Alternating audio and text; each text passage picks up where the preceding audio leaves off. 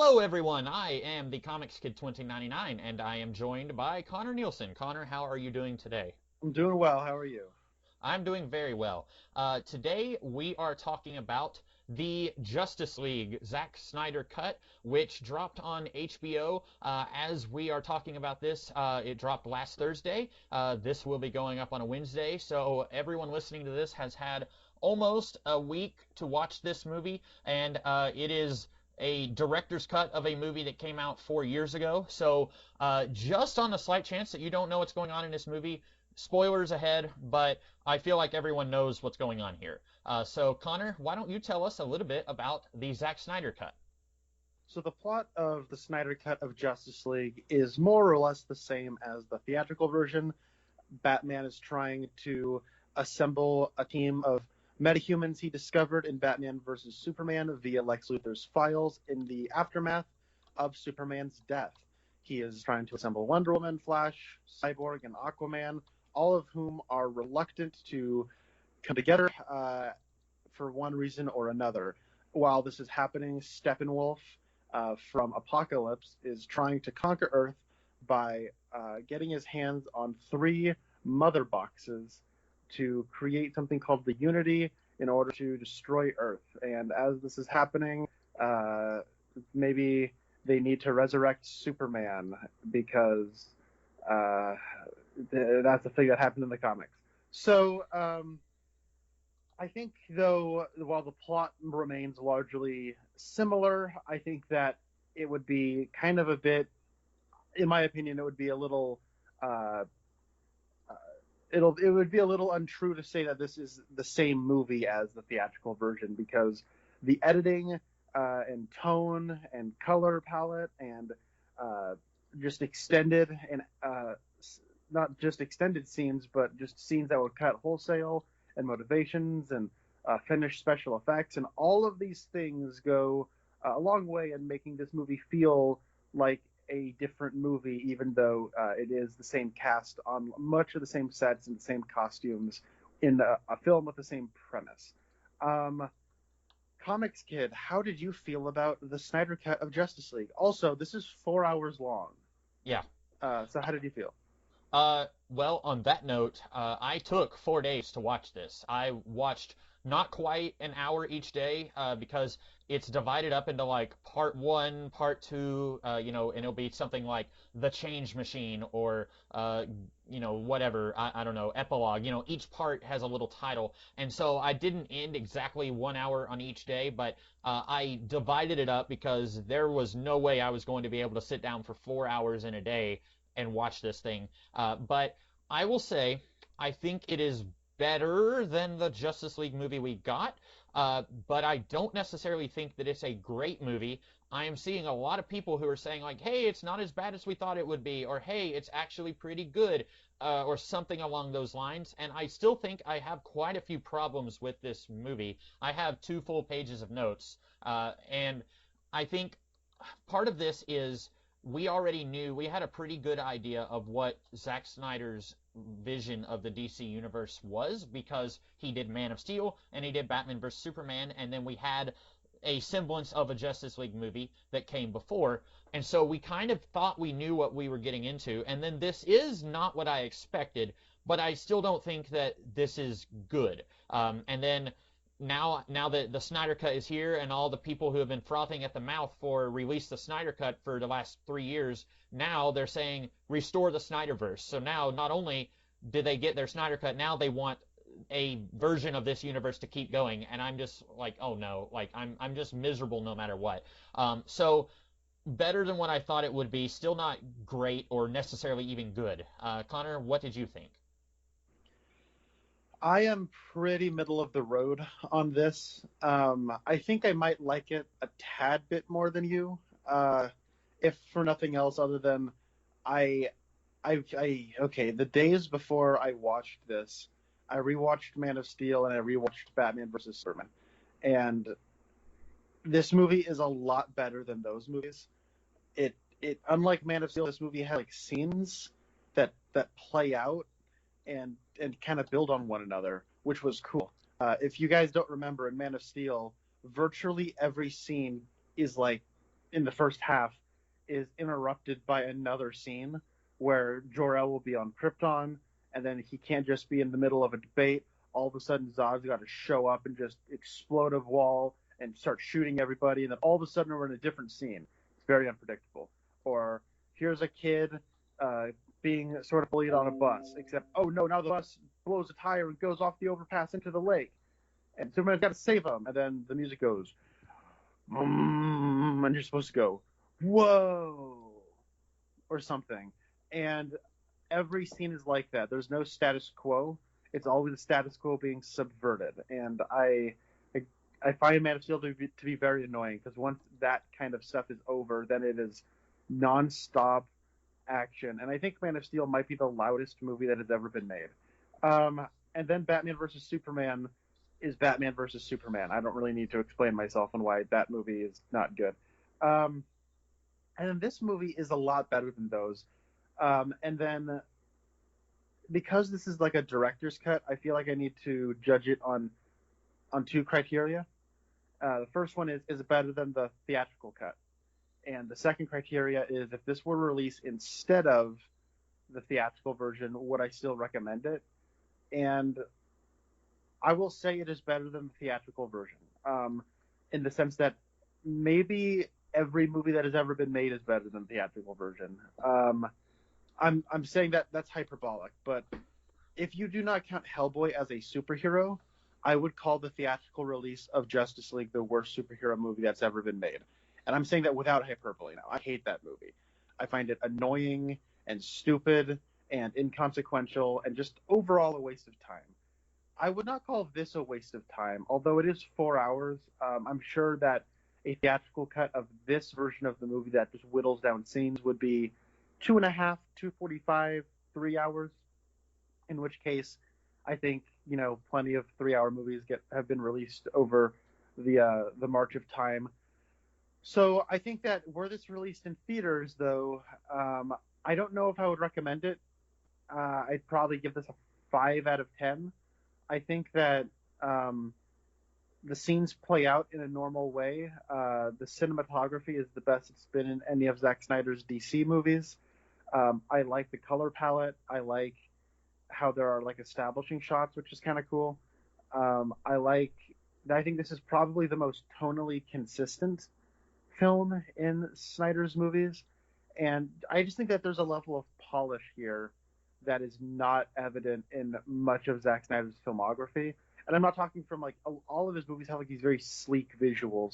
I'm just saying from like a coherency level, this is like the most coherent Snyder movie I have seen since like 300 or Watchmen or something, which were very early movies that he made. There's a lot to talk about here. I also have quite a bit of notes. So why don't we get into it? And I should point out, I have not watched the theatrical cut in over a year. I've only seen that movie twice.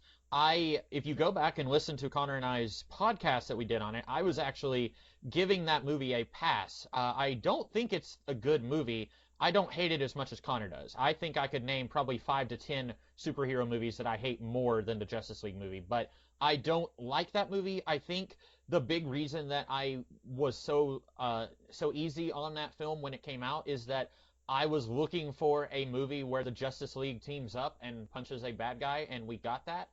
It was not a good movie, though. I don't think hardly any of it was very good, but I think that's, if you go back and you hear me say that I didn't absolutely hate that movie, it's because my incredibly low expectations were kind of met with that film.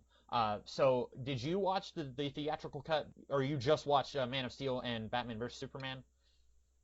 I watched the theatrical version a week before the Snyder Cut came out, Mm-hmm. and then after that weekend is when I started watching Man of Steel and BVS. Okay. So, yeah. So I haven't, I don't really, I know some people have been recording their thoughts and kind of comparing and contrasting the two cuts. You might want to do that. I don't really have any thoughts on, like, I remember a few scenes that are different, but mostly I just took notes on the cut that we got here. So I don't know how you'll want to talk about it, if you just want to try and judge this thing on its own merits or not. Well, I don't really have a whole lot to compare it to. Like I said, I spent a lot of time of our discussion on the theatrical version, complaining about how ugly it was and how like from a production level it like hurt my brain that you would turn up the brightness and saturation that high, and it like exposes all of the things you're not supposed to see in the production, and how uh, weird like reshoots are just inserted like almost at random into scenes and like all that kind of stuff. And so I don't really have a whole lot to add other than like I think that there was a lot more of this version in the theatrical version than we are led to believe. But I think that comparing the two as a case study in the importance of editing. So whether that's audio editing, video editing, like color correction and post work, like just post production, this is like a comparing the two is a fascinating case study, I think. Okay, and speaking of editing, I think this movie could have been trimmed down a lot. I don't know what your thoughts are on it, but so many times in my notes I wrote down this scene is 10 minutes long, it could have been 5 minutes long. And uh, putting aside all of Joss Whedon's abusive and toxic behavior that's been reported in the years since the movie came out, I don't envy the job that he had of taking all the footage and turning it into a 2 hour movie, which is what the studio wanted. I don't envy him that, but I think Zack Snyder, I think he was getting really excessive saying, like, I want to make a 4 hour epic masterpiece. I don't think it had to be this long. I do think, like, taking your time, getting the characters where they needed to be, that helps the movie a little, but there are so many scenes in this movie where I was looking at my watch and then I would look at the time elapse and I was like, there's no reason this scene had to go on as long as it did. I don't know what your thoughts are on that. Yeah, I also feel this could have been edited down. A friend of mine said that this movie feels like a work print, and I see that. I know this is like a contradictory statement, but it's comedically so. But there's like no room for deleted scenes with this project. Like you cannot cut anything. It has to be 4 hours. Everything we shot is going to be in here. So scenes that would naturally end just keep going. Like the earliest example I can think of is where Batman goes to Aquaman's village, and that scene plays out normally, and then these like three like village girls start singing, and then Bruce looks over and sees the girl singing, and then he looks back over and sees that there are just ripples where Aquaman was, and you go, ooh, that's kind of like a sort of a haunting or unusual way to end the scene. That's kind of cool. And then you think, all right, cut, and then the audio of these girls singing will like will carry over into the next scene as like the audio of the next scene. Okay, got it. But then the scene just keeps going. And then like Ben Affleck's like, I'm just gonna go now. And then he leaves and the scene just keeps going. And it's these like ladies singing, and one of them like bends over and grabs Aquaman's shirt that he was wearing and then starts smelling it. And then it just keeps going and they're still singing. I'm like, why are we watching this right now? It's like the first half of the movie is full of weird Snyder moments like that. I mean, I could go on like maybe for 4 hours just talking about each individual one of those. So I won't, but whenever one comes to my mind, I'll be sure to mention it.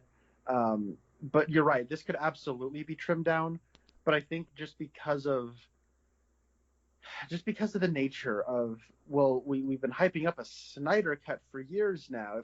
If anything people heard about didn't end up here, then it's not really the Snyder cut. But it's like edits are made all the time. Mm-hmm. Like I don't know, like I'm sure like pacing is something that is extremely important to a film, and like I know there are scenes that Christopher Nolan just cuts out of movies, and people kind of complain about Dark Knight Rises because they say that there are scenes that were cut that they want to see, and he cut them for a reason because I'm sure he feels that adding them in maybe like just kind of makes it more of a slog to get through or something. So I don't know. Like I think that the Snyder is one of those directors who, as my brother I think very smartly put it, he favors the moment over the big picture, and just hanging out in these moments.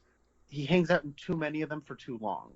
And I am all for hanging out in the moment, but the movie itself then becomes 4 hours long. And unlike you, I watched this all in one sitting with some friends, and that became punishing. Mm. So Yeah. You said like, oh, as soon as Batman sees that Aquaman is gone, I cut right there, and then you'll hear the melodic tunes of these Icelandic women, and then you say cut, and I was thinking, man, cut way before that. Like, I wrote down in my notes, laugh out loud when Aquaman's groupies start singing a sad sea shanty as he jumps into the water. I have no idea why that is in this movie. There are so many scenes where I just said I have no idea why that is in this movie. You're right. It's weird that this woman is smelling his shirt. I don't know what's going on here. I don't know how often Aquaman visits this little village, or is he doing this to a whole bunch of sea fishing villages all over the world, or is this his one human port? I don't know. So many of these scenes, it felt like Zack Snyder was thinking this would look really cool if somebody took this footage and made like a really awesome music video on YouTube in a year or so. Like, people do that all the time. Like, they'll take Yeah. footage from Man of Steel and they will make I Can't Stand to Fly by Five for Fighting, and then it looks really awesome and it sends shivers down your spine. And like, he's thinking that while he has them sing this nonsensical song that has no place in this movie. I laughed out loud, and like, I don't think I'm supposed to be laughing, but I was. And it got to where I had less moments where I was laughing out loud as the movie got on, and then as the movie drew to a close, I had many, many, many more moments where I was laughing out loud. But there at the beginning, like, I was like, this is a train wreck. And then it becomes less of a train wreck and then more of one at the end. But I don't know, like, that's a situation where, like, you could give two editors, and this is this movie is proof positive, but you could give two editors the same footage and they could make an entirely different movie. And, like, case in point, like, you were thinking you could cut a little bit of this scene. I was thinking you could cut the whole scene. But, like, that's going to be a situation where some people are going to be all on board for every frame of this movie, and they don't want any of it to be deleted. And some people want a manageable movie that I can watch in a day and not feel like I wasted my entire life watching it. That's true. I was talking with Rasco, who was one of my buddies who I watched this with. He came up from LA to watch it, and he was just saying, like, first of all, like, why did they put all that money into reshoots when you could have just, like, cut everything out? You know what I mean? And because he was just kind of looking at it and going, like, there's enough of a movie here. There's just a lot of excess on top, and I tend to agree with that. And I just think that I kind of co-signed I really like this movie, and Captain Logan of that channel said that this might be the most fan-edited film of all time, where you're going to have so many different people making their cuts of this movie, and that'll just sort of be, I think, kind of interesting to see where people's storytelling sensibilities lead them to when it comes to editing.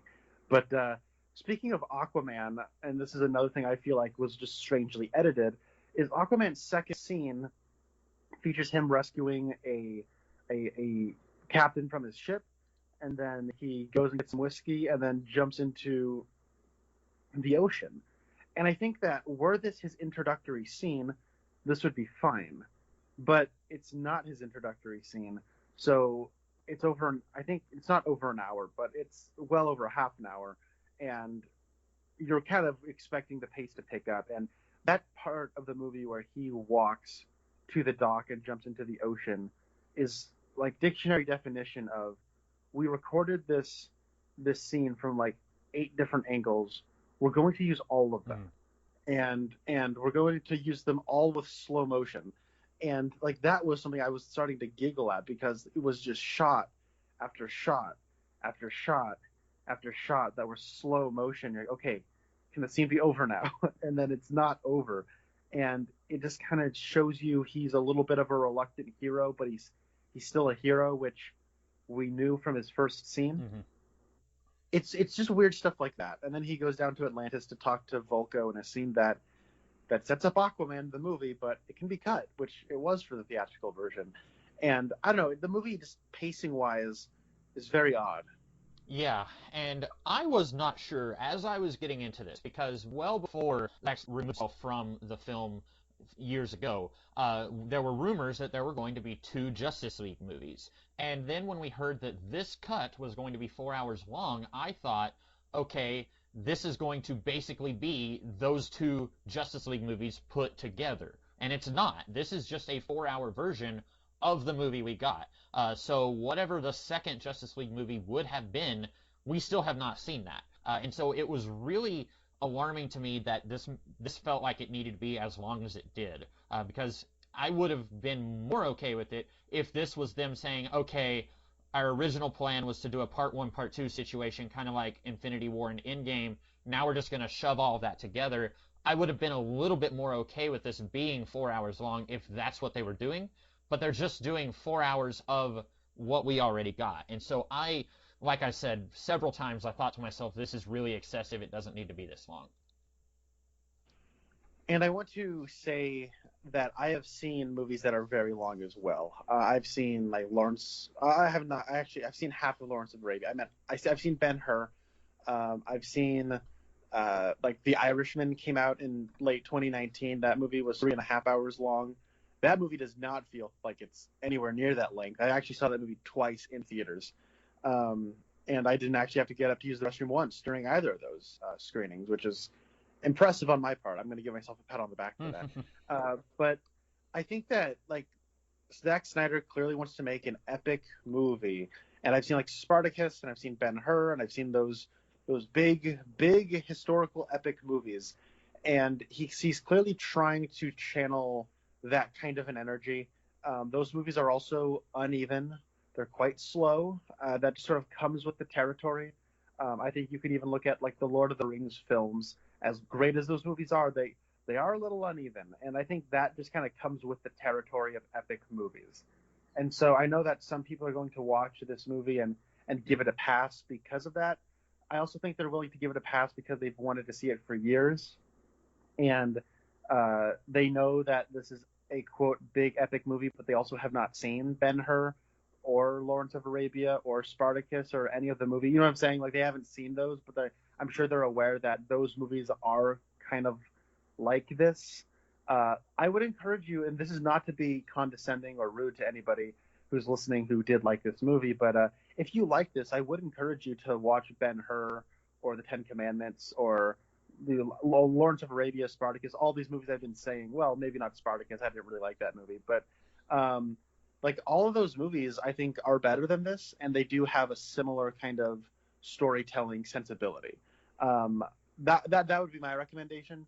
But I think that as is, I can see what Snyder's trying to do. I think his kind of indulgences and the structure of the story kind of hinder the movie a little bit. See, I wrote all my notes kind of chronologically, so I guess do we want to just kind of take it, not necessarily scene by scene, because I didn't write down notes for every scene, but do we want to just kind of start at the beginning? Yeah, why don't we do that? Okay, well then my first note was Aquaman's sea shanty, and then I wrote down, laughed out loud at the musical cue introducing Wonder Woman. I can't explain what made me laugh at this, but the music every time Wonder Woman does something epic is different than the regular DCEU music, I think. It sounds more like something you would hear in Michael Flatley, Lord of the Dance, where it's just some woman going, ah! And that's what it is. And I was just maniacally laughing at that scene, where, you know, when she jumps through the roof of the bank. And also so in that same scene, we get our first F-bomb, and I don't think I was really keeping up much with the production of this movie. I vaguely recall hearing someone say it was going to be a rated R film, but I probably had just let that leave my mind. And so there are 3 F-bombs in this movie. I don't think this movie needed any of them. You look at the X-Men movies, which, starting with First Class, they felt like they had to have 1 F-bomb each, because a PG-13 movie is allowed 1 F-bomb, and then any more and it becomes rated R. I don't really think any of the F-bombs here felt heavy enough that they deserve to be here. I'm a little bit of a prude anyway. I like to keep my language clean, but all of the F-bombs just felt gratuitous here. There's one in the bank where a bank robber says something, I don't even remember what, and then later Cyborg says F the world, and then we'll get to this scene, but at the very end, we get in the Nightmare timeline from BVS, Batman says, I will effing kill you to the Joker. So I don't really think any of these felt like they needed to be here. Much as I don't care for the F-bombs in the X-Men movies, at least they are memorable. But a bank robber throwing an F-bomb in, 20 minutes into the movie, I don't really think is very memorable. Yeah, so it's funny. When I was watching this movie for the first time with some friends, we had Wait, how many we had times a how many lot, times have you watched this?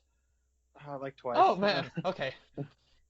um, and we had a lot of pizza, and we had pools where like betting pools.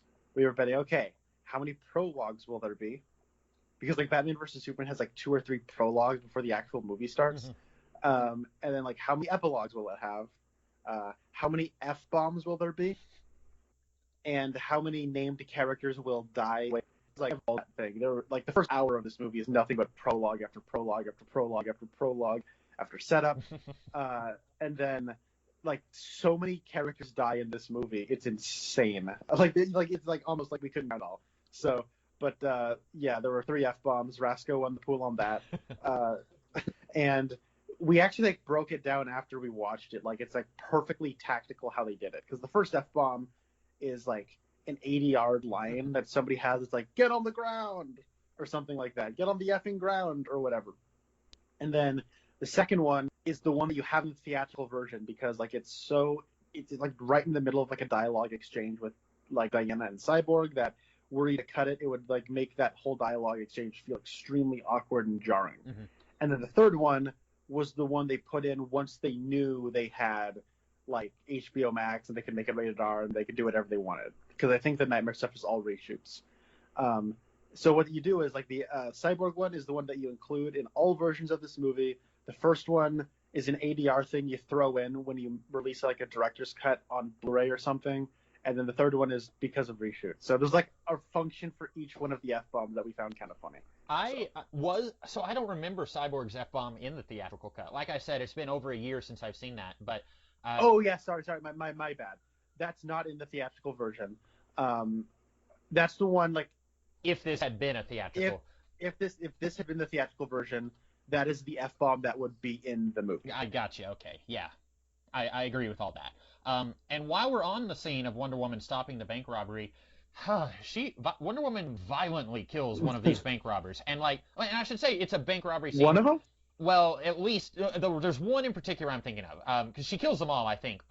And I say bank robbery, they walk into a bank, but they're planning on blowing up the bank. But the kill I'm thinking of is where she takes a guy and throws him into a wall, and his head explodes onto the wall, and like blood splatters everywhere. And like this is a weird situation. Like in Man of Steel, everyone and their mom complained that Superman killed General Zod, and it was a weird scene because that stupid family of civilians, they chose to just stand there as heat vision was coming towards them. They didn't like limbo under it. They didn't walk in the other direction. There's 1,000 different ways that family could have taken themselves out of danger. And a lot of people were like, well, why didn't Superman just put his hands in front of his eyes? Because then his hands would get burned off, idiots. There's so many problems with that scene. And then there's problems with people who have problems with that scene. And I don't want Superman to be a murderer, but if you exclude the fact that that family could have saved themselves, Superman was pretty much in between a rock and a hard place there. But then nobody complains about Wonder Woman violently killing these guys here. And on the one hand, every character is different.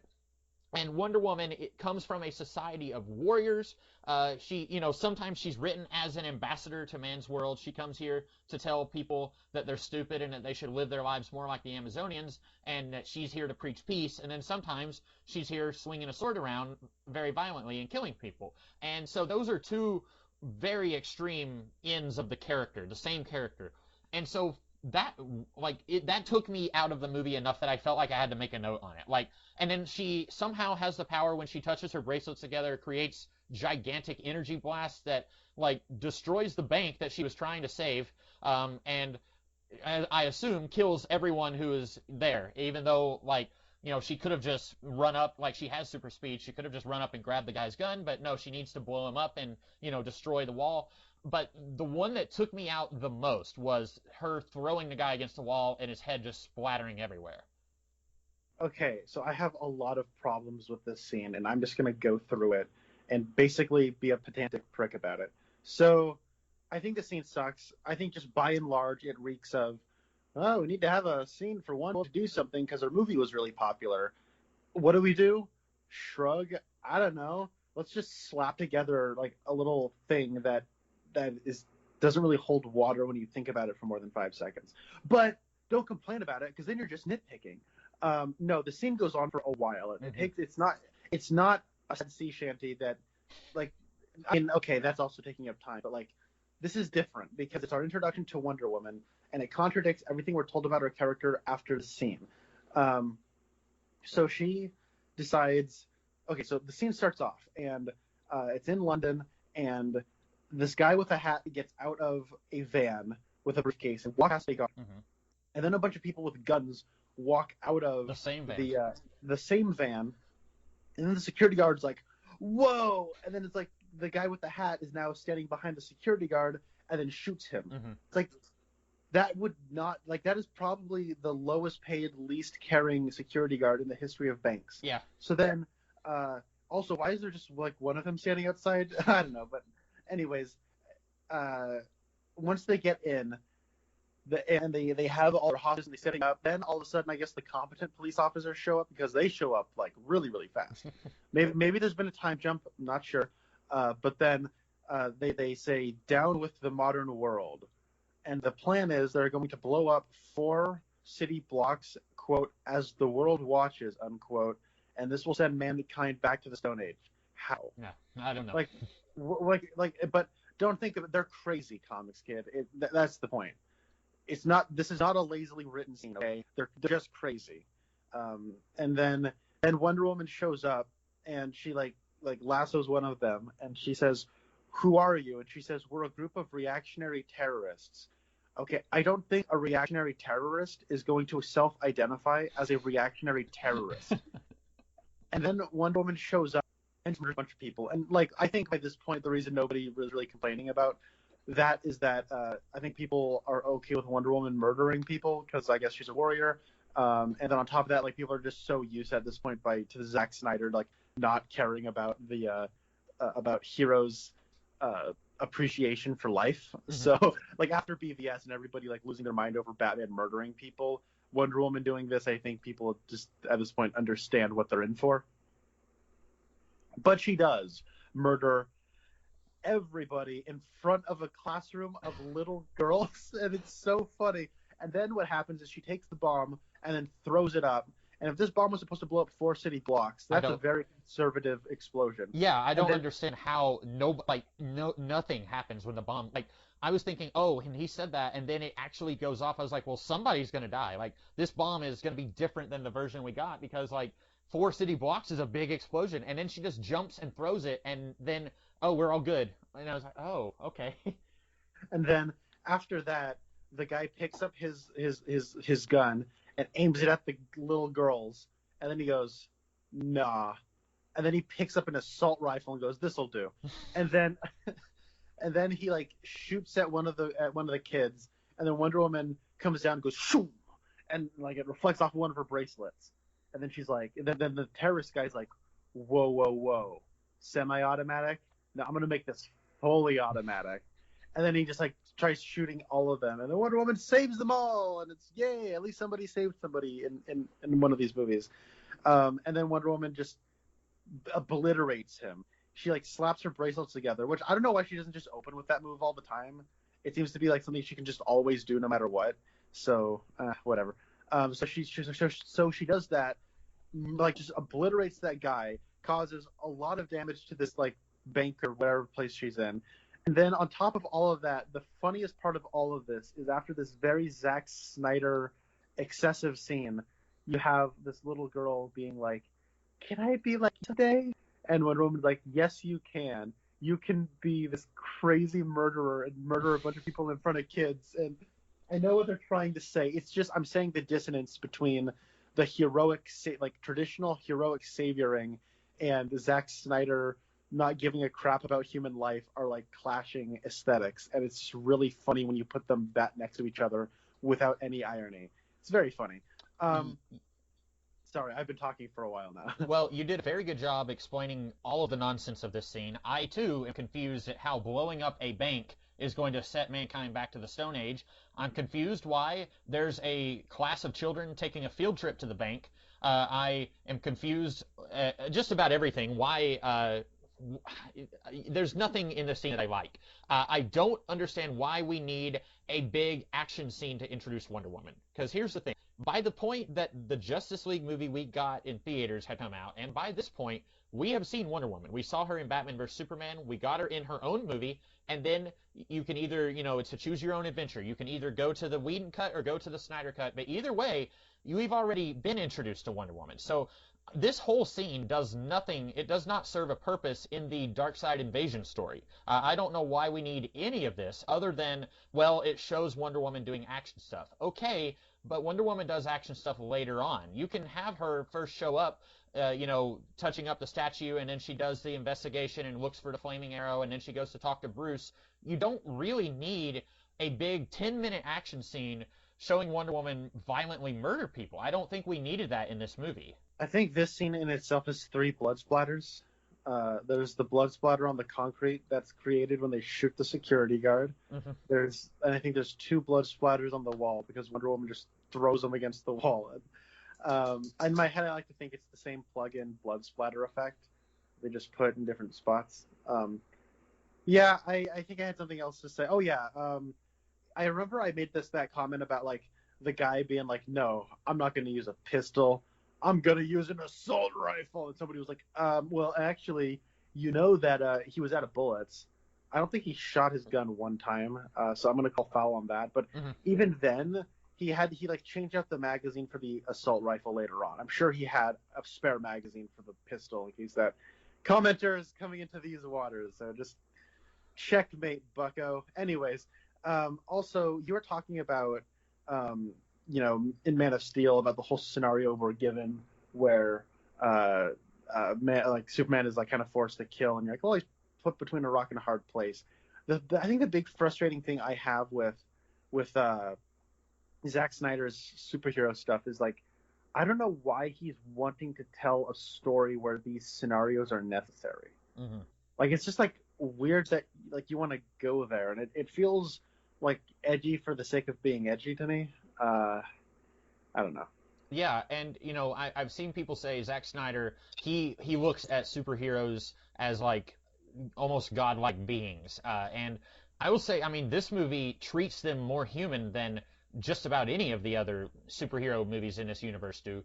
But like, if you're going to treat them with godlike, with mythical status, then they should be able to overcome impossible odds. Don't give a superhero who you are treating as a godlike being an impossible scenario that they cannot, realistically they can't. Okay, but this is not realistic. Like, this is a, impossible scenario that an impossible being should be able to take care of with ease. You know what I'm saying? Like, there is no reason, like, Wonder Woman should be able to, yes, these are horrible people who wanted to murder little children, but Wonder Woman should be able to jump in here and disarm everybody without a single person dying, and then she says, haha, I did it. You guys are going to jail forever. Like, there should not be any bloodshed if you're going to treat them as, like, impossible beings who are able to do anything that a human being could merely dream of. Also, the scene where the little girl says, can I be like you someday?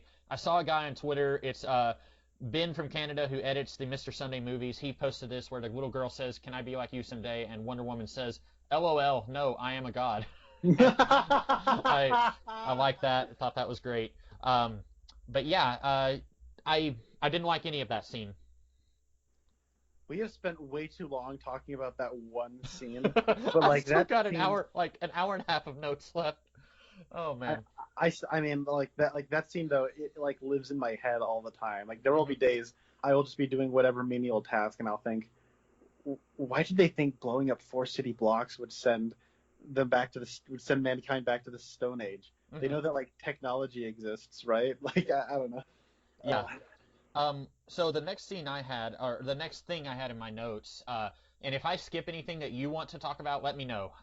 But I said, Steppenwolf on Themyscira, that whole scene takes 10 minutes of movie, and I easily think that could have been shortened down to probably 5 minutes. That whole scene feels very excessive to me. And I guess, do you want to talk about how Steppenwolf looks different, or do you want to just breeze past that? We can do all of this, yeah, because I got stuff to talk about with this as well. But why don't you go into your detail? Well, just this Steppenwolf scene I feel like is way too long. And I am weirdly divided on how Steppenwolf looks. I think the weird metal armor that's like, 100,000 pieces and it moves, and like sometimes when he flexes, the pieces like come out like a porcupine. I think all that is really silly. That is something a 13-year-old would think is really awesome, and adult me just thinks it's stupid. I don't think it is better or worse than the one from the theatrical cut. Although Steppenwolf's face looks different here than it did in the theatrical cut.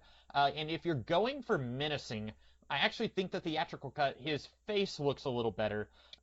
Here, his face reminds me of this internet cat I follow. And so it was impossible for me to take him seriously, because whenever he was like pouting because Darkseid won't let him come back home, I was just thinking of like a kitty cat making a sad face, and I was just And like, right now we have a side-by-side comparison. yeah. I'm just kidding. But yeah, I didn't really, a lot of people were like, heck yeah, look at that, it looks so much better, and I was like, really? It looks like a different shade of bad. I don't think, I don't know if you thought it was better or worse. I didn't think much of the new design. Yeah, I think that the design itself is overly busy. I like the idea of a sort of living armor, but I think the way they do it is I'm not a fan of the bajillion pieces. I think he looks better, unquestionably, just from a rendering standpoint. There are like two moments in this scene in the theatrical version where I like I have like a list of like specific moments from Justice League where the special effects are so unforgivably ugly, and two of them are from this scene where Steppenwolf like touches down, and it's like the big low reveal shot as he's standing up, and it looks, and I'm not trying to be hyperbolic, but it looks like a PS3 game. And then the other shot is like where he like just like crushes his way out of like the side of a wall, and then he stands there for a second, and then he starts running down the field to chase the mother box. That shot of him like ramming his way out of the wall is like insanely bad. Like I can't believe that was in like a finished film in 2017. But as far as the scene goes, I think that like I have been very critical of Zack Snyder's action scenes in his DC movies. I think like, for example, the hand-to-hand fighting scenes and like the Krypton stuff from Man of Steel, I can't tell what's happening half the time. And then like the Superman fights in Man of Steel are like somebody punches somebody and then they go flying a mile in one direction, and then they fly really fast and then punch the other person, and then they go flying a mile in another direction. And that choreography is just really boring. And then I think like the car chase in Batman versus Superman with the Batmobile sucks. I don't like the Batman versus Superman fight. I think that the Trinity taking on Doomsday is boring. Like I am not a fan of a lot of Snyder's action scenes. And this action scene though, I kind of don't really have any problems with. I think it makes sense that if the Amazonians, like if their oath to guard the mother box with their life, and just sort of seeing all of the effort they're going into, all the effort they're putting into defending the mother box, like I think it's a little warranted to have it be a little on the excessive and long side. I think that like after there's like a detail here that I appreciate where after they close off the stone doors to this like place, the stronghold that they're holding the mother box, like then the little stronghold just falls into the ocean. And like yeah, like I've always kind of wondered, why is there just this stronghold that anybody could just walk inside of, and if you're a superpowered being from another world and you take a few arrows, there's nothing stopping you from just popping in, grabbing a mother box, and then just dipping out, like running through a wall or something. And then in this one, it's like if you close it off, then it's going to fall into the ocean. It's like a death trap. And I thought that was like a neat like little detail. Obviously, Steppenwolf and the Parademons are able to get out of there, but it's like another added obstacle. It doesn't make the Amazonians look like stupid and like overly confident. Um, and I think that the action scene, just by virtue of looking okay as far as the visual effects are concerned, the effects are maybe a little spotty, but I think that just by the color palette and the color timing that they've gone with, like it just looks better, and that's why I'll take it any day over the theatrical version. Okay.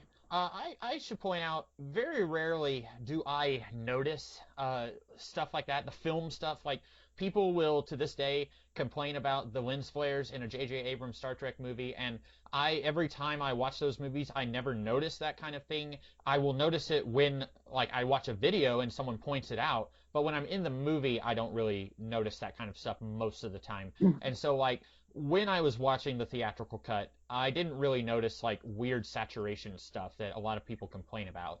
So I don't have a lot of that in my notes here. A lot of times I would notice, oh, this scene just looks really dull. There's a whole lot of like gray, and it's not a lot of bright colors. And so it's just two extremes where some people, will think this is great. I want more of this really dull, colorless world, and I'm just like, I'd like to see some bright colors. Like, there's one scene much later on that I didn't write any notes on where Superman is walking through the spaceship, and like all these different suits are coming out, and there's one suit that looks brighter than anything he wore in Man of Steel or Batman vs Superman, and then he just walks right past it, and I was like slamming my fists on the table, like, why can't he wear that suit? But that to me, a lot of times if I'm just looking at a picture, I'm like, oh yeah, I can see the side-by-side comparisons here.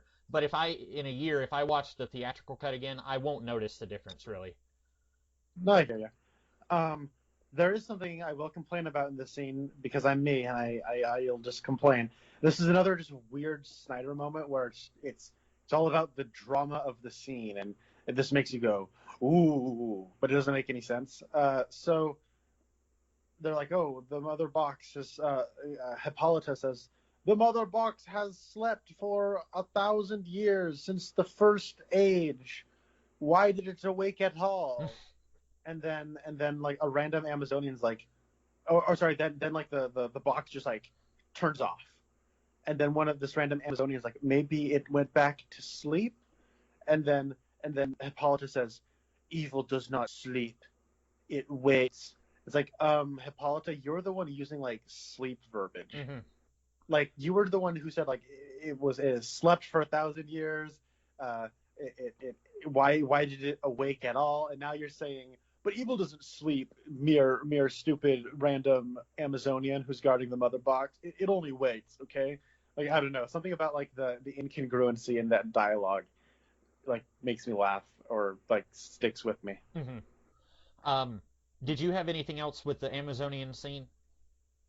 No, but I want to complain about mother boxes. Okay. Because I think that the mythology that they try to have with the mother boxes doesn't make any sense. I don't know if this is in your notes, but no. Okay, so so in order to conquer a world, a unity needs to happen, right? They need to sync 3 mother boxes together, and that'll conquer a world. Mm-hmm. And then so Superman dying and then him screaming for 10 minutes wakes up the mother boxes? Yeah, or one of them, yeah. Well, okay, yeah. Well, because there's that part. Okay, why does it wake that one up? Exactly. When the one in Gotham City is closer, yeah, and not in a case.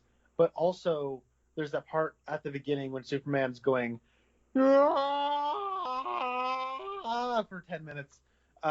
Like, you have Cyborg sitting in the apartment, and he hears the mother box going off. So it looks like that mother box is awake, but that one was awakened by Miles Dyson. Yeah. So like already this is kind of like a mess. But anyways, what I'm getting at though is, so what we're told, like, I'm just gonna go through this like the backstory. So in order for a unity to happen, the 3 mother boxes need to be synchronized. The mother boxes are on Earth because in the past Darkseid was going to conquer Earth, and he brought the 3 mother boxes to Earth. And then like the old gods and the Atlanteans and the Amazons and the tribes of man, they all fought back with the Green Lantern, and they separated the three. The Atlanteans got one, the Amazons got another, and the tribe of men got the third. Then Steppenwolf is in debt. He has like a Vegas debt to Darkseid, where he needs to give him 50,000 more worlds. So my question is, how has Steppenwolf been conquering worlds without the mother boxes? That's a good question. I guess just the old-fashioned way. Of what? Just Because the old-fashioned way is syncing up mother boxes, I guess. yeah, I really don't know. There's a lot I also don't understand about mother boxes and about Steppenwolf, because they just barely start to get into the specifics of why Steppenwolf failed Darkseid. He says something about you betrayed your lord, and then Steppenwolf says I killed those who sought his throne. But then I think Desad says something about him murdering family. So I wasn't sure if Steppenwolf, because Steppenwolf is canonically Darkseid's uncle, so I don't know if Steppenwolf killed Darkseid's mom or dad, or if Steppenwolf's child, who's Darkseid's cousin, wanted to try and kill Darkseid and take over the throne, and Steppenwolf killed him, and then like Darkseid saw that as a betrayal from Steppenwolf. Like I have no idea how any of that works. And then like I don't know if conquering 50,000 worlds, if that literally just means walk onto a world and kill everyone on that planet and then go to the next world. I don't know. And also, Well, it just seems though, because like as you're watching it, he shows up and he's like, "All right, well, it's time to find the mother boxes and do the conquering." mhm. And if how many worlds has Steppenwolf conquered, in his uh, quest to get in Darkseid's good favor? Is this the first of 50,000, or has he already done like 12,000, and this is 12,001? And if they all knew that this is where the mother boxes were, then why did they wait? Because apparently they waited to come back here because there was a Kryptonian here. We don't want no Kryptonians trying to stop us, but there's only been a Kryptonian on this world for a few years that they knew of, and so like they could have come here, and then they said, well, there's no lanterns or Kryptonian to stop us, but we haven't seen any lanterns since 10,000 years ago when the tribes of men and Atlantis and the Amazons teamed up together. So it seems like there is a period of hundreds of years that they could have come to Earth if they wanted to get the mother boxes, but they waited until now because Superman died and he's not going to stop them. And Yeah. So, sorry, what was that? well, you go ahead because I have more that doesn't make sense about the mother boxes, but I want to hear what you have to say. So, yeah, when he says there's no defenders here, no lanterns, no Kryptonian, when he says lanterns, I'm assuming that he has conquered other worlds where there have been lanterns. Maybe. And when he's like, I just want to come home, I want to plea for like I want to plead for Darkseid's good graces. Like I feel like this is like a world weary guy who's like used to conquering worlds. He has an army of parademons, and it's like I'm sure he has an army of parademons from conquering other worlds, because we're told that once a world gets conquered, all of its inhabitants become parademons, because like a unity has been synced and it takes over the world. So like unless every world Darkseid or Steppenwolf goes to has three mother boxes just hanging out for him to find, I don't know how he's been conquering worlds up until this point. Also, this is just kind of weird because, like, after the forces of Apocalypse leave Earth in the 5,000 years ago past,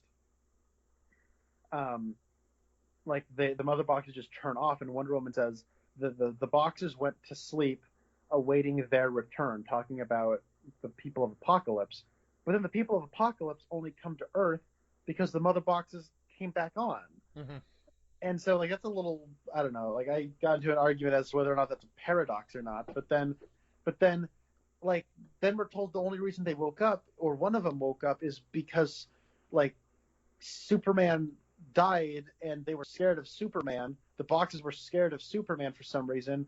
But how did the boxes even know who Superman is if, like, he's only been around for 33 years and they've been asleep? And, I mean, Superman's only been around for, like, 2 years. And then, like, I guess in those 2 years, one of the boxes woke up and, like, created Cyborg. But that wasn't the box that alerted Steppenwolf. It was the one in Themyscira. Like, this is, like, a complete mess that wasn't well thought out at all. No.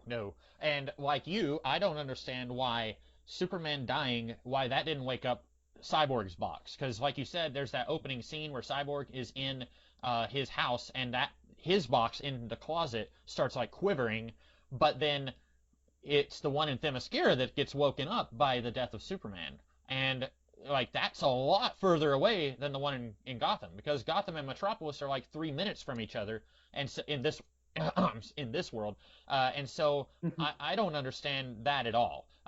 And can we let's try and dissect, if we can, how much time has passed in this world.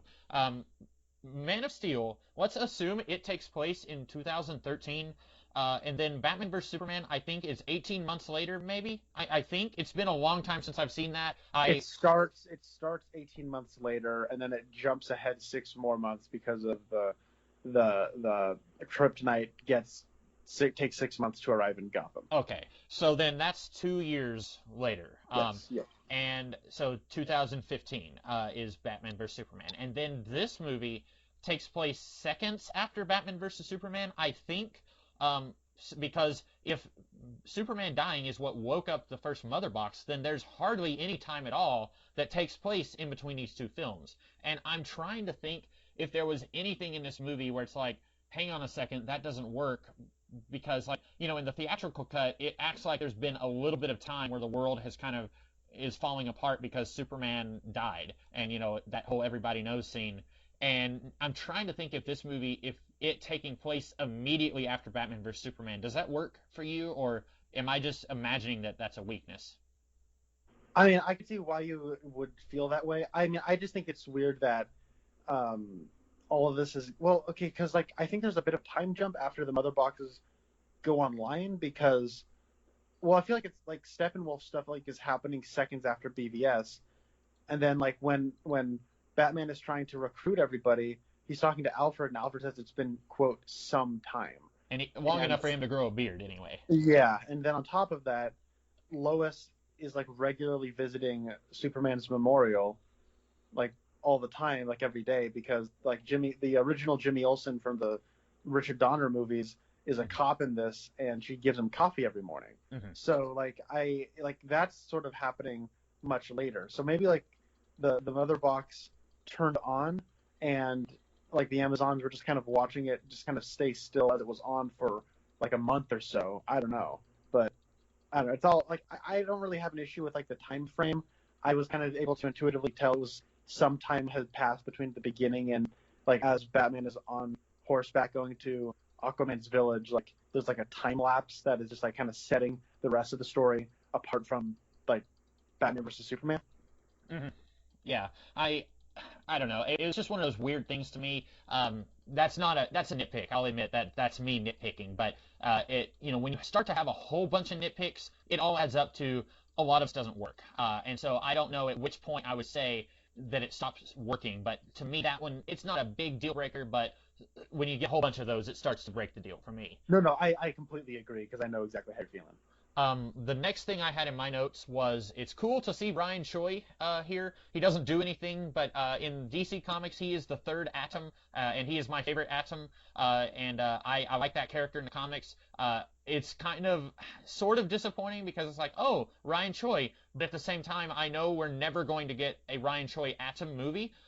Which is, if this was a Marvel thing, then you would see that cameo and you would think, oh, cool, eventually we're going to get a Ryan Choi as the Atom thing, either in a movie or like as part of a team movie or something like that. But we can barely even get a Superman movie off the ground. It's been 8 years since we had a Superman movie, so I know we're never getting an Atom movie. So it's cool to see a character I like, but also it's disappointing because I know that's going to lead to nothing. Yeah, I didn't expect to see him here. That was kind of cool. I like how he's like works at Star Labs. I think isn't that a part of his backstory? I think so. In the comics, I think he was like a pupil of Ray Palmer, and then Ray Palmer went missing, and so he kind of took up protecting Ivy Town or Ivy Village or whatever the city is that Ray Palmer is from. But he's a science type person in the comics. I don't know if he's a Star Labs person specifically. It was kind of nice seeing him hang out with Silas Stone. Yeah. I I thought that was kind of nice. I'm glad you mentioned that because I would have forgotten I too. did think it was weird at the very end of the movie. Some guy who looks like a cop, he's like, "Well, here you go, Ryan Choi. You're in charge of nanotechnology. Isn't that your thing?" And I thought, this whole movie, he's been studying an alien ship. Why is he suddenly like? I get it. He's the Atom in the comics, but why is this movie having some guy say, "Your name is Ryan Choi and you studied nanotechnology"? Like, it was weird that it took that direction. Like, especially again because we know that's going to lead nowhere. But or maybe it will. If this movie makes a lot of money for DC, then maybe it will go somewhere. But I did think that was a little bit of an odd cap to his scenes in the movie. Yeah, I forgot about that. That's true. It's kind of funny. That does actually make it sound like they're trying to set him up because when you were saying like it's weird that they're setting up the Atom, but when we're never going to see him, and I'm thinking, well, I don't know, it's maybe not a setup. And then you said that, and I went, oh, yeah, yeah, you're probably right about that. Um, so I want to give this movie some credit. This movie does something successfully that I rarely see done successfully. So I will give credit where credit is due. Whenever a movie calls upon the specter of the Greek gods or an existing pantheon and tries to retroactively make it a part of their mythology, I find that incredibly lame. I think that it's just an excuse for people for like underwear model to be in togas and bad costumes, and it'll just be some guy with some leaves on his ears to say, "I am Zeus," and you go, "No, you're not." But take my word for it, it's Zeus. This is the Zeus now in this movie's mythology. And when we have the flashback sequence of Wonder Woman talking about how the tribes of man teamed up with the Amazons, teamed up with the old gods, teamed up with a Green Lantern, teamed up with the Atlanteans, it actually did feel like I know that Zack Snyder is all about trying to make it that mythic feel. Mm-hmm. And that is the only scene in any of these movies that I think actually gets close to his goals across any of these movies. Like I actually feel like I'm watching like the Zeus and the Ares fighting the dark side alongside like a Green Lantern and Atlanteans and stuff. Like it was cool, and like you see one of the old gods that has like a bow and arrow, it like takes out one of the Armada ships in like one hit, and like it feels like these like big archetypal, like they have like one power. Like this is like the one who has the bow and the arrow, but it's like the most effective bow and arrow in the history of bow and arrows. You know what I'm saying? And like Ares has an axe, but it is one heck of an axe. And like Zeus like throwing lightning and just like taking out the three like boxes and like unsinking them with like a lightning bolt. Like it felt like I was watching something authentic as opposed to like whenever I have to cringe, because I have watched so many wannabe fantasy films bring in like a Greek god or something, and it just feels really cheap and lazy and lame, and like it makes me cringe. Like I think about like the Percy Jackson movies, where it's like it's the Greek gods, but it's the modern day, so we don't have to put too much money into it. Hey, it's Poseidon, but he transformed into just a guy. You know what I mean? Like Yeah. it doesn't feel like I'm looking at the actual Poseidon. It's like it's Poseidon on a budget, and this didn't have that feeling. And that big action scene, while I do have a bunch of questions about like the information regarding the mother boxes, I thought that was the best part of the movie. Like I liked the music, I liked the action scene, I liked the like what it was trying to convey on a visceral level. I felt like it fulfilled. So I will give all the credit in the world to Zack Snyder for that. Okay. Have you seen Immortals starring Henry Cavill? I have actually not. Okay, it is that what you were just talking about. It is that a whole lot of like, it's this underwear model playing Poseidon, who's usually like an 800-year-old man, but we have to get a really hot, sexy guy that you could eat off his abs. Yeah, it's a treat. You will find it's Zack Snyder light, and it's been forever since I've seen that movie. But well, now you've got me excited because I'm watching through a bunch of movies from 2010 through 2013, and that's 2011, baby. I'm almost done with watching all the 2010 movies, so that's coming up soon. Yeah, I'm looking forward to hearing your thoughts on that. Once again, I was in that scene in the past. I liked seeing a Green Lantern. I think that was one of the only things in the theatrical cut that I legitimately liked, because I was like, oh, hey, it's something I recognize. It's like, that red letter media thing. Like, I clapped when I saw something I recognized, but, I guess a little bit of that feeling was lost here because I knew it was coming, but it's still kind of, I'm not a big Green Lantern fan, but I kind of, when you're in a Justice League movie, you want to see all the stuff that you like thrown into the mix, and so I kind of like that here. But yeah, the next thing I had in my notes, I laughed out loud at the ID sketch of the Parademon. And that is something that was in the theatrical cut, but I recently had watched the movie Quick Change, starring Bill Murray and what's her name, Gina Davis, and I think Randy Quaid. And if you haven't seen that movie, it's hard to talk about it without spoiling it, but at one point, the police officers are trying to get a police sketch of a bank robber, and then the police chief looks at it and he says, "What is this, Paul Bunyan?" And it's just this really bad-looking police sketch. And that's a comedy movie, so that's trying to be funny.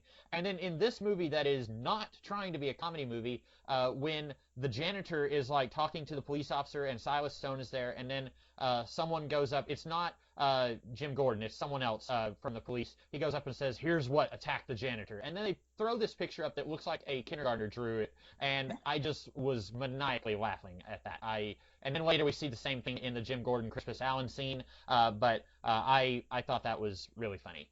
Yeah, that's funny, and that's also a difference between the two versions. The drawing, I think, it's a different drawing that looks more like a crayon drawing, and it's like a little kid's drawing, and that's what they throw around in the theatrical version. So probably Joss Whedon saw that too and was like, I can't put this in my movie.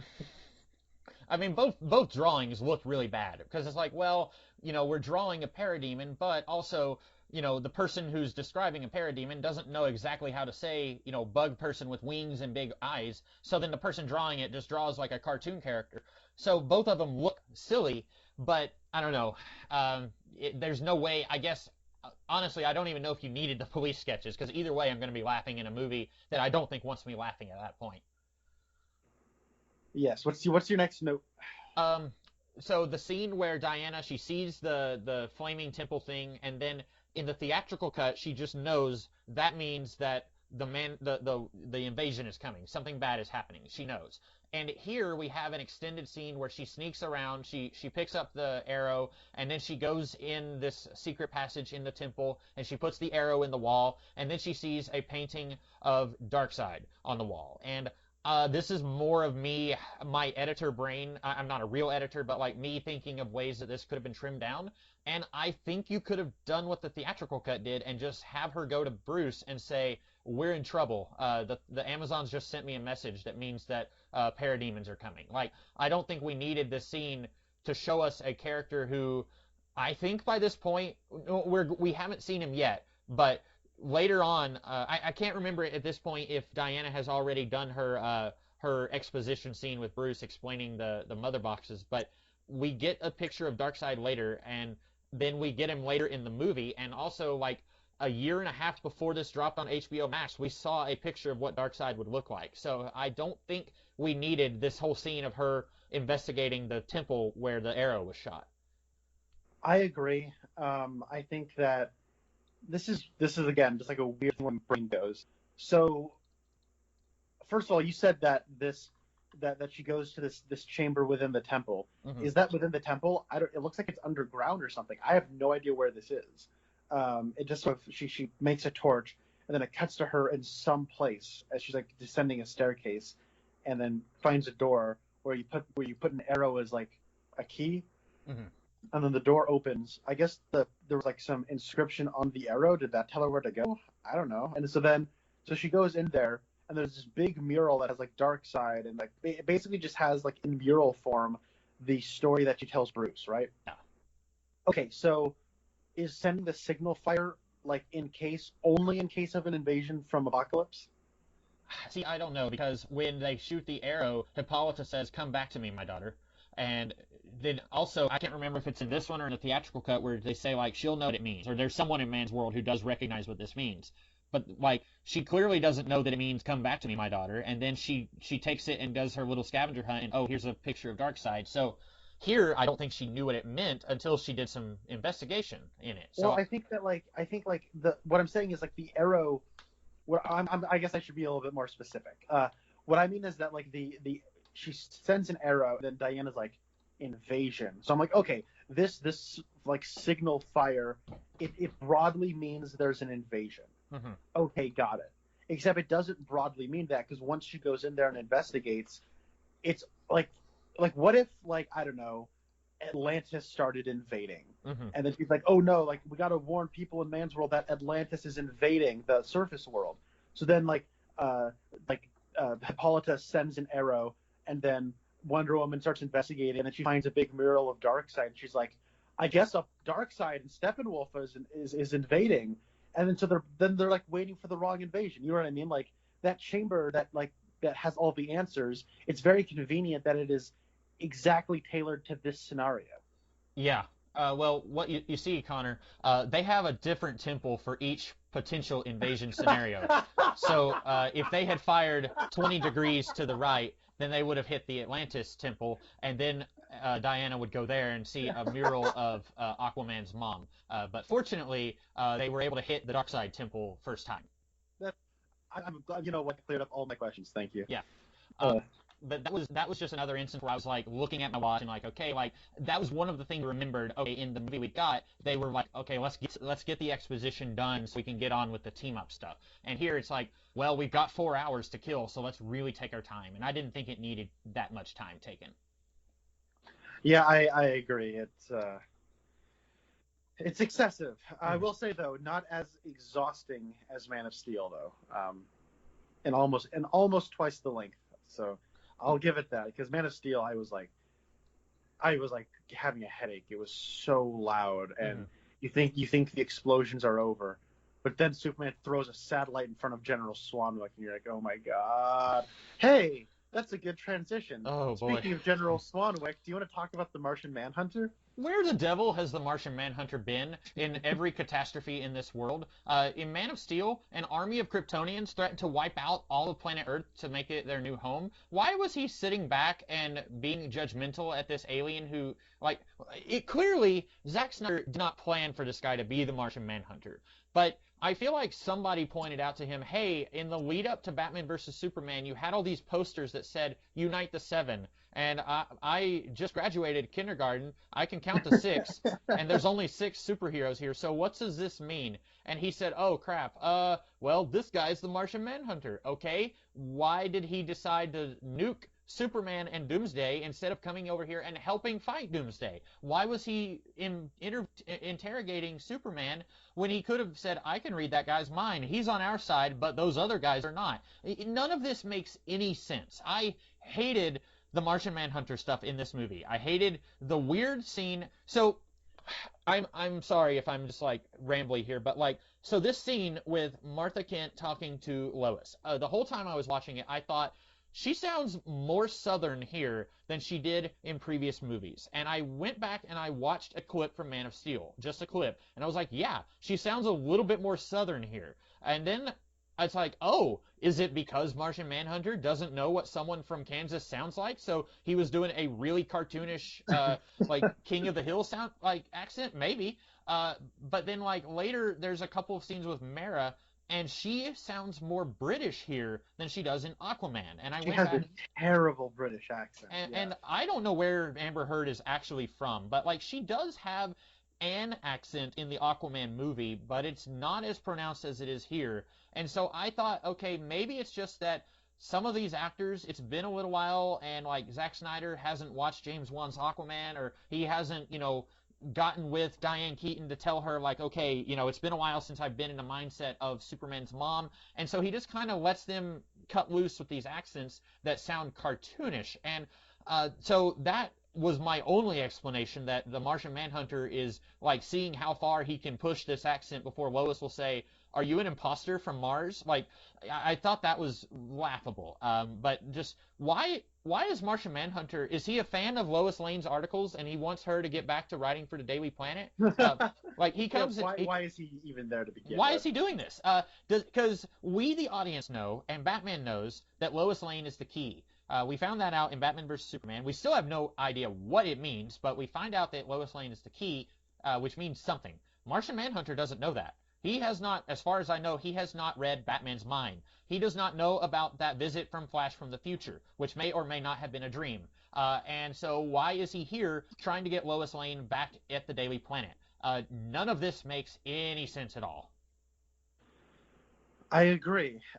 So in the theatrical version of Justice League, there is a scene at the Daily Planet where Lois and Martha, how could I forget that name? Lois and Martha are talking, and you know it's a reshoot because the saturation has been turned all the way up. Lois looks like she's related to Chester Cheetah, and because she's like completely orange. Martha's face is red because it looks like she's gonna have a heart attack, and they have like basically a scene that accomplishes the same thing that this movie accomplishes with its scene pre Martian Manhunter reveal. So I'm wondering why Whedon felt it necessary to reshoot that scene.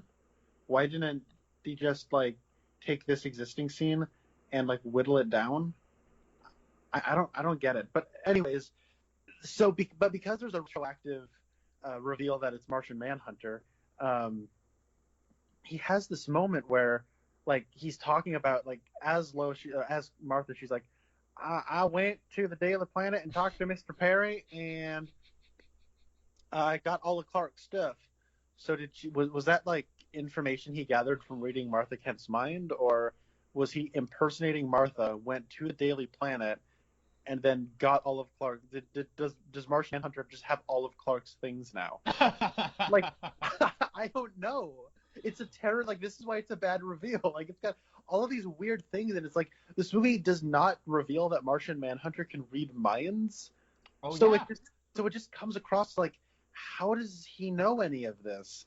And because people who know comic book stuff are gonna just try to defend this movie at every turn and project answers onto stuff that like what's his face? Zack Snyder likes to reinvent his characters to his whim. So maybe this Martian Manhunter doesn't have like a weakness to fire, doesn't read minds. Maybe he's just a shapeshifter. That's all we know about him so far. But it's really funny. I saw this meme where it was like, it shows Zod, it shows like Doomsday, it shows Feora, it shows Steppenwolf, and then it shows Martian Manhunter. He's like, hey Bruce, next time I got your back for real.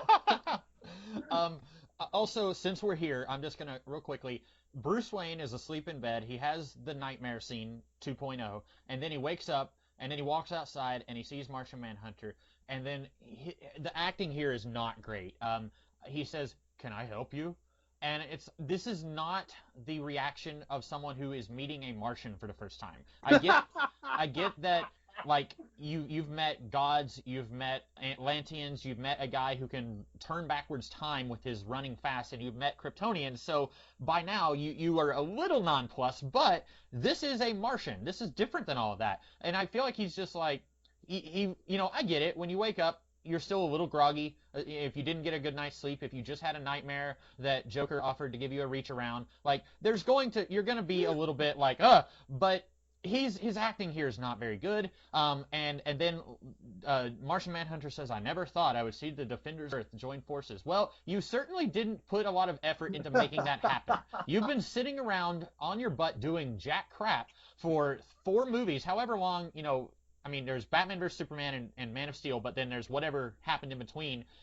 Presumably, he was sitting back twiddling his thumbs while the Enchantress tried to take over the world. And so, like, all of this stuff is like, why wasn't he helping? And it's bad. Like we've known about this for a while. This is something that was revealed to us long before the movie ever came out. And when everyone started saying this movie isn't as bad as we thought it would be, I thought, okay, maybe it's going to make some sense of that. No, it doesn't. All the Martian Manhunter stuff is easily the second worst part of this movie. But I did see someone on Twitter, the scene where Martha, Lois, and Clark are hugging in the cornfield, and Lois is saying, "Martha came to see me the other day," and Martha says, "LOL, no I didn't, she's crazy." And well, unless that's Martian Manhunter coming to hug Clark in the guise of Martha Kent, and she still doesn't know. What if Martha died of cancer years ago, and he's just been impersonating Martha Kent this whole time? And like 25 years from now, Clark is like, "Ma, I love you, but why haven't you died yet? Like, you're 95, but you're still out here like walking the dog and like, what's happening? And it's like, well, I guess I should have told you, but I'm not your real mother. Oh, I know that, Mom. Like, I was born on Krypton. No, no, I mean, I didn't raise you. I'm an alien from Mars. My name is Sean Jones. I would love to see more of that. That would be really good. I have more stuff to complain about with Oh, Martian good. Manhunter. Yes, please do. So it's really funny where if I entered a building as Martha Kent, I'd probably want to leave the building as Martha Kent as well. He just walks out into the hallway. He's very lucky nobody's out there. Yeah. He turns into Martian Manhunter for a dramatic reveal, looks around, and then turns into General Swanwick. But like not just Swanwick, like in uniform Swanwick. It's so funny. It's like that's more conspicuous. Like if you're walking out the building, someone's like, "Oh, look it's a 4-star general just walking out the door." And he says out loud, "Because the world needs you too, Lois." And I was really hoping she would open the door and be like, "General Swanwick, what are you doing here? I thought I heard you out here." And he's like, nothing. I just came to give you some of Clark's stuff that Mr. Perry gave me." Oh, man. Okay, and one more thing about Martian Manhunter I'm going to complain about.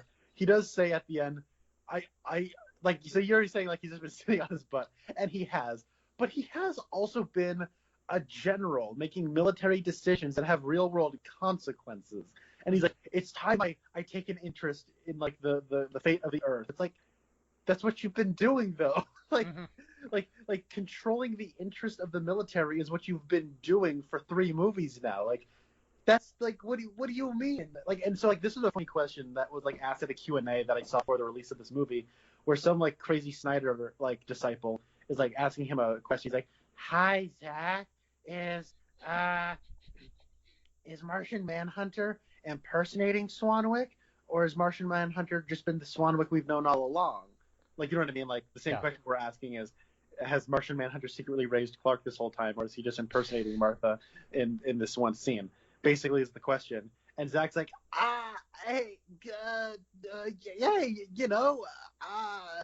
I like the character Martian Manhunter. It was answered. It's very clear he has no idea what the answer to that question is.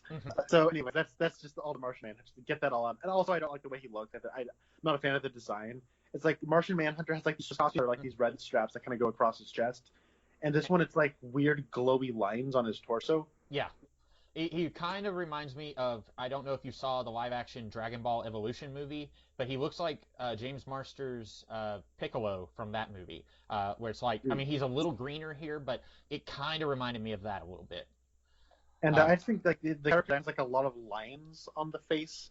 It looks like if a New 52 like costume design was just like imprinted on somebody's face. Yeah. A lot of like redundant lines. And I will say one nice thing about this. If you shake your magic Etch-a-Sketch and you delete all of the DCEU movies, and if you told me that the guy from Dollhouse was going to be Martian Manhunter, I would be all over that, because I think he's a really good actor. He played the character, I believe, Aaron, in a film adaptation of Titus Andronicus in the early 2000s. I think he was killing it in that movie. I like him as an actor. Henry Lennox is his name. I think he's great. And if you said, we're going to make a Martian Manhunter with him, I'd be all over that. The problem is his character. It makes no sense for Martian Manhunter to be pretending to be a human who is against aliens coming to Earth. That is boggling my mind. I cannot wrap my mind around why Martian Manhunter would be over here like, I'm going to pretend like I don't like aliens coming to Earth. Wouldn't that be hilarious? Like, it doesn't make any sense to me, and I don't see how anyone can wrap their brain around that. He's a self-loathing xenophobe. Yeah. But no, you're right. Like if Henry Lennox, if he was like, that's good casting if you're going to cast a Martian Manhunter. I agree. I like him a lot. It is all in how we're retroactively just kind of lazily making it a part of the story. Wow, we have talked about Martian Manhunter for a very long time. Getting back to what I had in my notes, the scene you mentioned of Aquaman walking in the rain drinking, I just wrote, I had a sharp exhale of breath. Not quite a laugh, but kind of the, when you tell a joke that's not really funny, but you're kind of like, it was like that, low effort laugh. I didn't laugh, but I was kind of like, oh, okay. It made me laugh, but again, I think this was like one of Zack Snyder's music video scenes, where it's like, other people are going to be creaming their pants at the sight of that, and I was just kind of like, oh, okay, yeah, that's kind of funny. Yeah, that leads into him talking to Willem Dafoe. Um, I was a little upset that he didn't like talking about his mom or his dad or whatever, and say like Avenger, Yeah. and like when he throws the trident down. Okay, here's another thing about like Aquaman. In both versions, I don't feel like this is effectively communicated. It's better in this version because like the scene with Volko is set up for the Aquaman movie, and it's a little extraneous, and it doesn't really need to be there. But at the same time, it's the only setup that like pick up your trident, your mother's trident, Aquaman. You know what I mean? Like pick Yeah. up your mother's trident. Here is like Atlantean armor. We need you. And he's like, no, bro. And he like steps back, and then Steppenwolf attacks Atlantis and takes the mother box. And then like the next time we see Aquaman, he has the trident and the armor, and he just shows up, and like he knows to go to Gotham Harbor. Yeah, I wrote down, how does he know where the rest of the Justice League is? Because Cyborg knows because he sees the bat signal, but then how does Aquaman know to go under the harbor? Like, none of that made any sense. Yeah, I guess the fish really get around. This fish talked to that fish, talked to that fish, talked to that fish, talked to that fish, that told him, hey, 4 seconds ago, the Justice League arrived in Gotham Bay. And he went, oh, okay. So I don't like that. But also, like, we don't see that moment where, that like, you'd expect this to be in, like, a Snyder movie, because we watched, like, for, like, 5 full minutes of, like, the process of getting out the ceremonial bow and arrow to alert Diana. We get the whole process of women singing a sea shanty for Aquaman. But when it comes to like Aquaman picking up the trident and picking up the Atlantean armor, then you cut away from it. Like you don't get that. You know what I mean? Like it's you have that to like, oh, what's gonna happen there? And then he's gonna show up in Gotham Harbor to save the day. And you're like, oh, it's Aquaman in costume picking up his mother's trident. He just has it, and it's like there's so much time in between like that scene with the Volko and then that scene where Steppenwolf attacks, and then even more time between that scene where he shows up to where like you keep forgetting what's going on with Aquaman in those scenes. But another thing, this is like caused like the biggest laughter at like my first screening when we were all like really drunk, was when they're like these these kidnappings, there's like no convergence point on land, except they converge on Riker's Island, which is a land. Which is an island, which is land. And then like the next time you see it, they're like are in a tunnel, and then Batman's like, where are we? Like the last scene you just got told that like it's Riker's Island. So it's really funny where it's like, does Batman have Alzheimer's in this movie or something? Like it's really funny. Where he's like just asking, where are we again? We all thought that was really funny. You made a very good point about how we see Aquaman refusing to take his weapon, and then the next time we see him, he has it. I didn't even think of that because I was taking an even sillier note. Jason Momoa in real life, he was like, actually, as he pushed the glasses up his nose, it's not a trident, it's a quindent, because it has 5 points on it. Oh, okay. Volko calls it a trident. And I looked, and it has the 5 points, but Volko says, pick up your mother's trident. And I wanted to, like, take an audio clip of this and, like, shove it in Jason Momoa's face. Because, like, if you're going to make a stink about that, then the movie needs to be better about that kind of thing. Because I would have just called it a trident, but then, like, Jason Momoa doing an actually on everyone calling it that, and then the movie calls it that, too. I thought that was worth mentioning. That's right. It does. I mean, it is a trident. It just, I guess, for accessory, has 2 extra points attached to it. It set Queen Atlanta back 5,000 shellfish, but she got the 2 extra points added to it. It's a 1 2/3 trident. Almost 2 tridents. I did write down. Darth Maul has the double-sided trident. Yeah. I wrote down Steppenwolf wanting to go home is slightly better than the nothing we got in the theatrical cut. His, saying like, I want to go home, and he's clearly upset that he's been ousted. I think that's a little better than what we got. I still don't think that Steppenwolf and Darkseid are especially interesting characters, and I will go so far as to say when Jack Kirby was creating the Fourth World stuff in the 70s, he wasn't trying to create 3-dimensionally fleshed out characters. He was trying to create a space biblical epic where Space Satan and Space God are fighting this battle writ across the entire universe. And so Space Satan is not going to be a three-dimensional character with complex motivations. He's just going to be a guy who wants to take over the universe. And so I'm not especially interested in Darkseid or Steppenwolf in any incarnation of this movie. And I like the fourth world concepts and characters sometimes. I think the DC animated universe does a really good job with that stuff in those episodes. But Darkseid is always blah ha ha, I want to take over the universe. There can be epic scenes with Darkseid, like in the DC animated universe, but he's not an especially interesting character. I know you really hate the Man of Steel movie, but I was thinking about this, and I think the best villain that we've had in the DCEU is General Zod, because he has motivations that, while I don't want to see him succeed, I understand why he's doing what he's doing.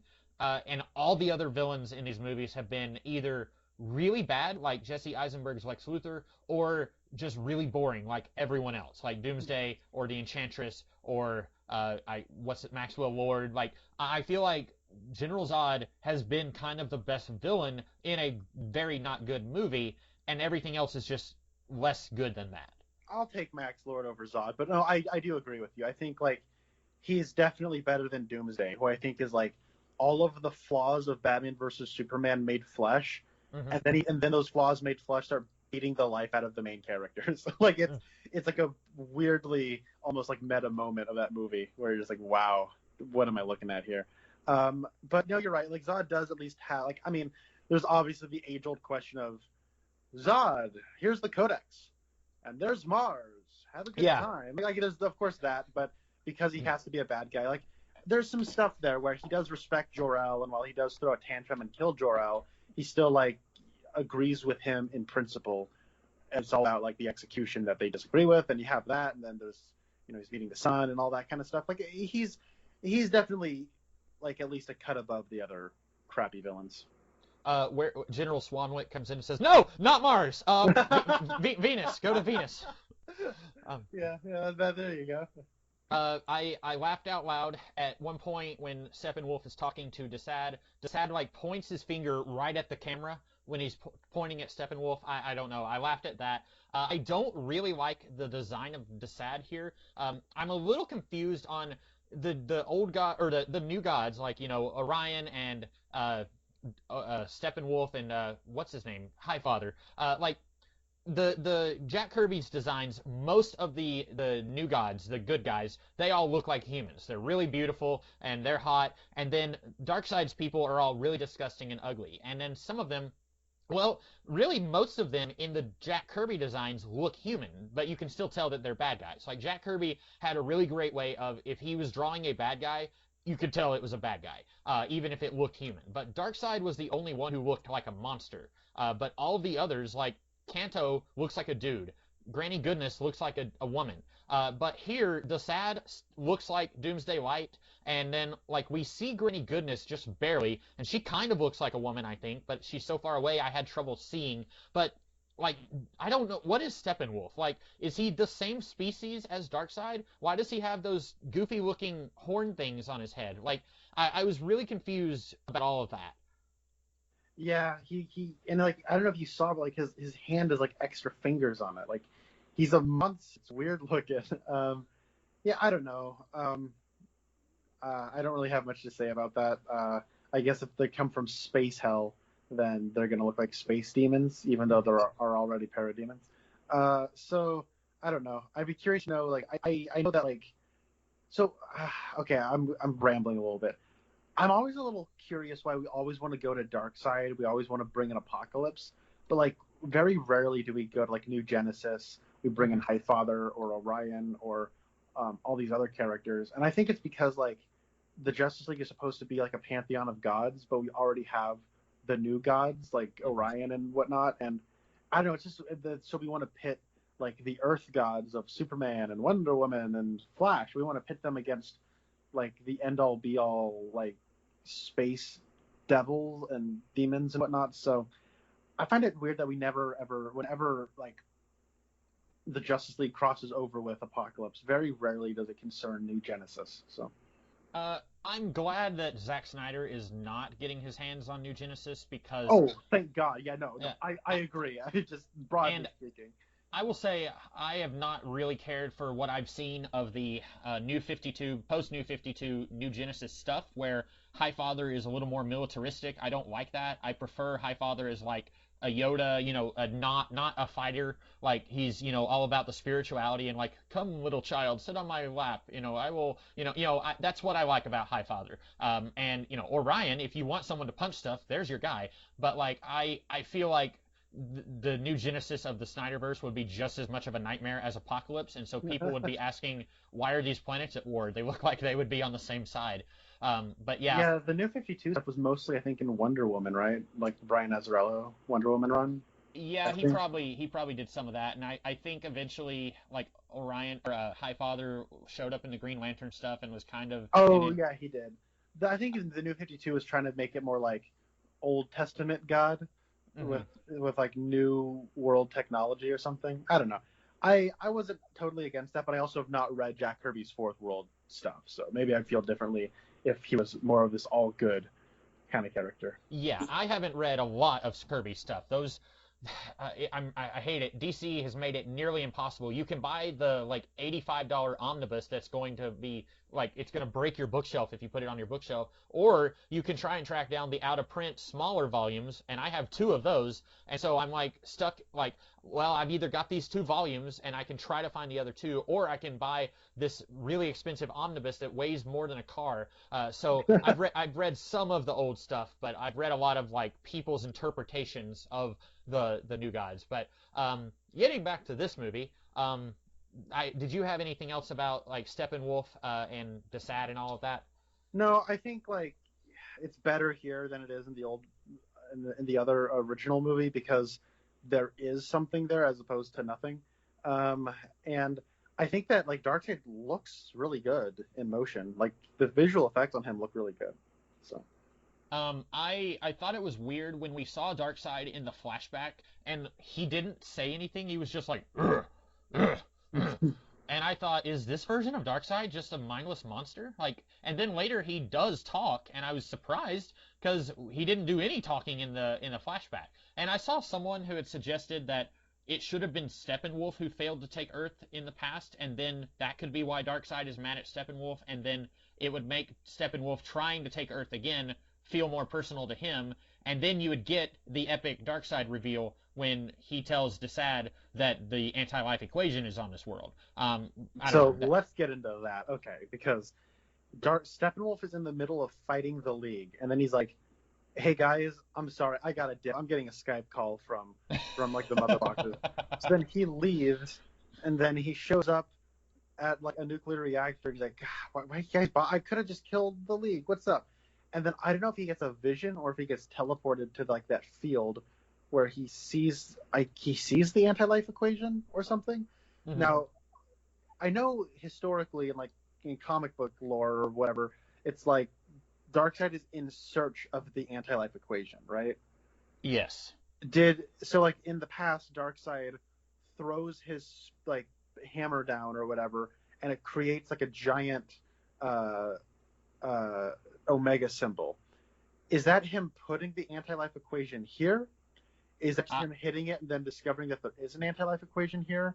Like, what's going on there, and how? Like, because it's like it seems like because Steppenwolf gets that realization after he has like either that vision or he gets teleported or what. It's that same omega symbol, and he's like, it's like this big reveal where he's like, oh, it's the anti-life equation. So did Darkseid just lose it, or did he discover it and then the world fought back and then he couldn't have it? Like that's all a little unclear. But on top of that, like he's like, guys, I found the world that fought back. Wouldn't you know that if like the mother box alerted you? yeah. Okay, That, but I guess there must just be three mother boxes hanging around on every planet or whatever. And then on top of that, then it's like a question of, hey, is Darkseid did Ares like big axe give Darkseid like dementia or something? How do you forget that's the world that fought back? Like the anti-life equation seems to be this thing that like they can't find anymore. But you've been there. Like yeah. you sent a whole armada there. Like if you're mapping the star, would you like, hey, this region over here, there's like a bunch of people with lightning bolts and Amazonians and stuff, and not just the that fought back. I don't know. Yeah, there's a lot of, I think, really bad stuff that. Yeah, and I've never really, I mean, I think whoever, I don't remember if the anti-life equation is a Jack Kirby thing or if that's something someone else invented later on, but it's basically when it was first introduced, it was just something that sounded cool, but never really made any sense. We don't know what it is, and here it doesn't make any sense either. So I guess it's accurate to the comics. So hip hip hooray. That's all I can say. None of that made any sense to me at all. Okay. I had in my notes, Flash is annoying. I was hoping that that was just going to be a thing in the Whedon cut, but he is just as annoying here. I liked him a little bit more than the Whedon cut, but I think that Ezra Miller's performance is, because like shots are allowed to be a little bit longer. I think his performance is given enough time to breathe, so he doesn't come across as, I think, like insufferable. There's like a part, like that part where he's talking to his dad in prison, and he says, he has that bit where he's like, "Don't ever say that to me again." After his dad is like, "Forget me, I am a leech on your life," or whatever. And when I heard Ezra Miller's like, "Don't ever say that to me again," like that, like made me like grit my teeth. I thought it was so annoying. But in this version, I didn't find it that bad because like there's enough time like where you just focus on him absorbing what his dad just said, and then there's enough time after he says that line to where like I don't know, like I think Barry Allen benefits from the extended runtime, just if nothing else other than his scenes are allowed to breathe enough. But I will say I think Flash has like cool moments of like cool power moments where he gets to have neat Flash things to do. Yeah.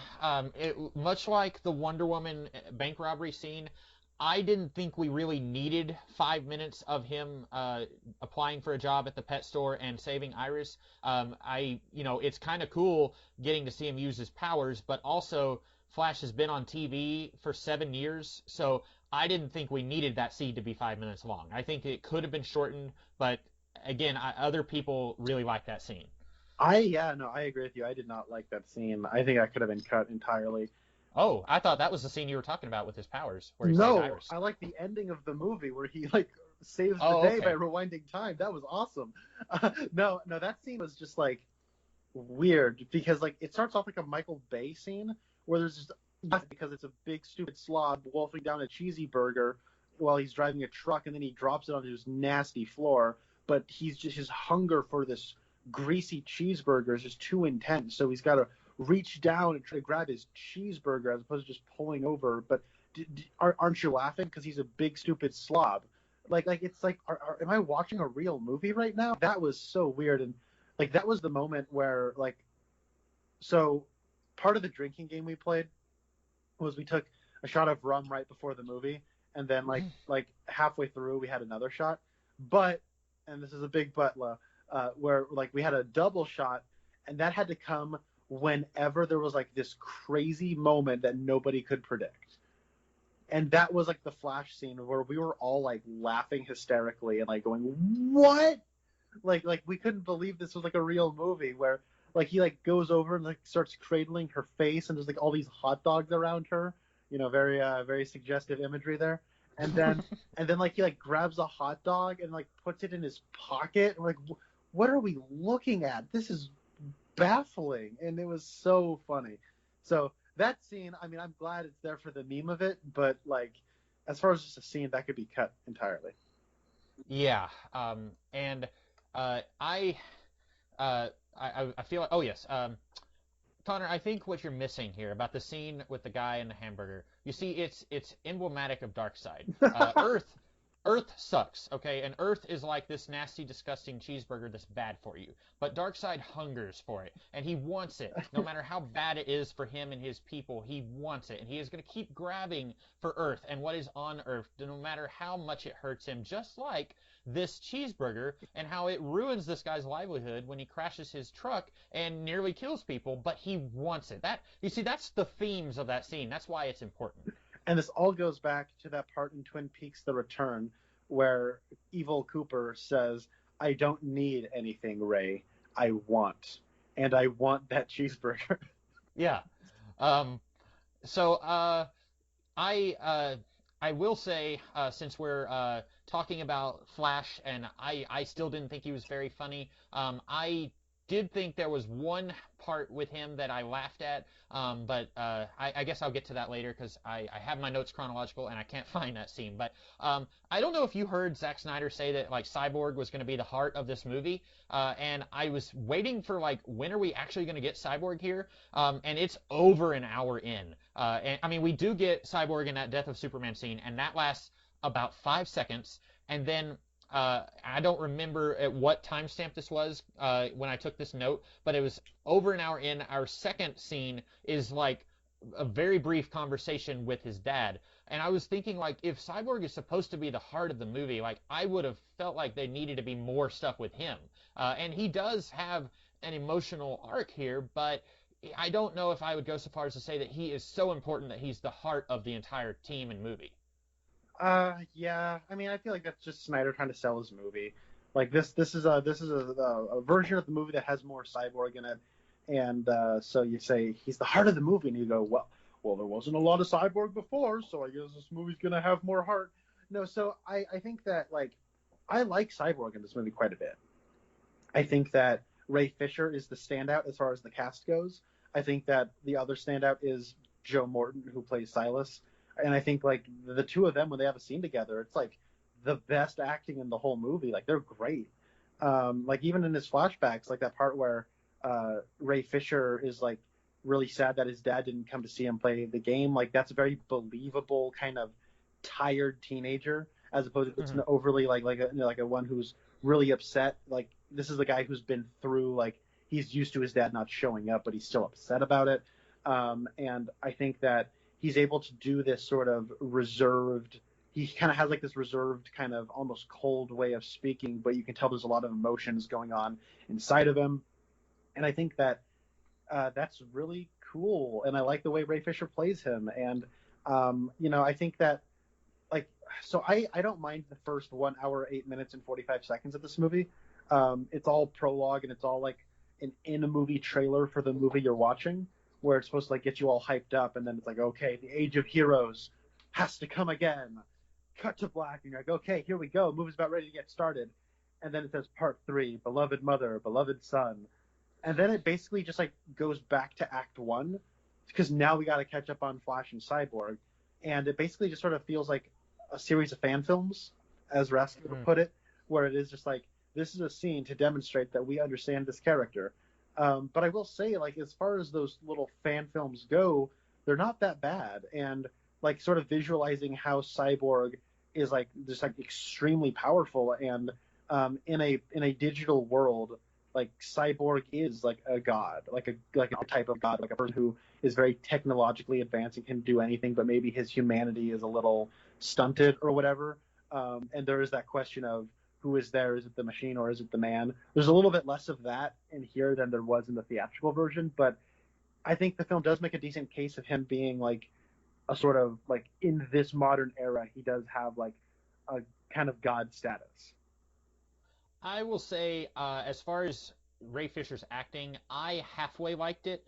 I've never been crazy about like Cyborg becomes, part machine and therefore he acts less human. Because he's always in the comics after his accident, he still acts human. He's not like Data from Star Trek usually, but then in this movie, I feel like that's kind of what Ray Fisher is trying to do sometimes.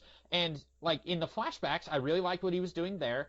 And then after his dad dies, spoilers, after his dad dies, he acts human and he's crying, and I like that. But then there are other times where I was like, I don't understand what he's doing. Like when he sees the bat, blimp thing that wants to fly, and he says it wants to fly, and he's talking like an emotionless robot, and I just didn't understand what he was going for because there are other times where he's not an emotionless robot. And then like after he does get it to fly, Bruce says like, "Hey, thanks," and he's like staring off at nothing and just says it wanted to fly, and I'm just like, I halfway like his performance. I think I liked in the theatrical cut where he had more aggressive conversations with his dad. He felt like a human being there, and I liked that. Here, I don't know what he's trying to do, and I don't know if that's the actor bringing that in or if that's Zack Snyder bringing that out of his performance. Well, I think that him being a little bit more cold is there before his accident. I think that's just kind of naturally how he is, and especially with his dad, he just doesn't have any more patience, and he doesn't have any energy to like yell at his dad or anything. He just doesn't want to have anything to do with him. And so I don't know. I think there's like, he does kind of act kind of like a robot before he becomes a robot, but I think that Ray Fisher is not like giving a bad performance when he is the robot. Okay, but a lot of what I was having a problem with aren't even scenes with his dad. Like when he's with the Justice League, he still acts weird, and I still didn't know what he was doing. Okay. I guess I just didn't really have that, but no, I get what you're saying. Okay. There is like one hint of a weird, awkward romance between Batman and Wonder Woman, like where they both reach for the mouse and then are like, "Oops, sorry." And I don't mind a weird, awkward romance between them. The Justice League cartoon did a pretty good job of that, where Batman is normally really suave and smooth with the ladies, but here he's dealing with like and so he's out of his league. I like the idea of that, but these two, the way they're playing it, feels like two high school students being awkward. Like I've never had a girlfriend before, so I don't know how to act. That's what I get from here, and I don't know how I would have done it differently, but I wish it was a little less awkward. Yeah, I think that it's weird that it's even here because it is just like one scene. Yeah. Zack Snyder has talked about how his original idea when he was pitching the movie was to have like Lois and Batman get together, and then Batman would knock up Lois, and then he would get killed, and then Superman would come back to life. Well, okay, not in that order. Superman would come back to life. Darkseid would kill Lois after she's given birth, and then Batman would die eventually. And then somehow or rather, Superman or Flash goes back in time, and whatever. Somehow Lois, like at the end of it, Batman's dead. He sacrificed himself, and then Lois and Clark are alive and good, and everything's all like, oh, we're sad that Batman died. And then Superman gets to raise Batman's kid. That was the original plan, I guess, when he was pitching this. That sounds like one of the worst things I've ever heard. I don't mind the idea of like you have a couple and then one of them dies and then like a friend and a loved one, they like in Twin Peaks, like James and Donna get together because they kind of get together because of their mutual loved one / friend dying. We did not care for James and Donna, but I liked the concept of that. But when you said Batman and Lois get together and he knocks her up, my mind just went through like blue screen of death temporarily. Like I was just like, what those, and like it's still here. Like I mean, not that, but like the Wonder Woman Batman stuff is here, and like there's not the scene of Alfred saying like you two are acting like kids or whatever. You don't have that, but then like I had heard some of that before. I hadn't heard that it was gonna. I thought it was gonna be Clark and Lois having a kid. I had heard some of that, but I hadn't heard the whole thing. I'm really glad they didn't do that. That just sounds so bizarre to me. Yeah. I think that Snyder's version of Lois has like a bad habit for hunky dudes who like to hit it and quit it. And by quit it, I mean get themselves killed in battle. Like needlessly sacrificing themselves. Because that's Superman in a nutshell. He was like, and that's Batman here. He, he very unsubtly says, "I am about to go die. Stick to the plan. Good luck." Sorry, I wanted to quickly say though that more kind of pointless scenes in this movie is there are a lot of scenes of Lois just being sad. Yes, like 3 or 4 before Superman comes back. And her character arc feels like subverted in like that just kind of more fuels her unhealthy relationship with Superman, where she's like, you know what? I gotta get over Superman. This is the last time it was his memorial. And it just happens on that day he comes back to life. Like, you know what? I don't need to get over Superman because he's back to life. Yeah. I do have some questions. I don't have this in my notes, but I do have some questions about Superman coming back and is he evil or not? So we still get, at the very end of the movie, we still get Batman having a vision of the nightmare future where Superman is under Darkseid's control. And then in this movie, just like in the theatrical cut, they all are debating about whether they should bring Superman back to life. And Aquaman says, this is a really bad idea. We should abort.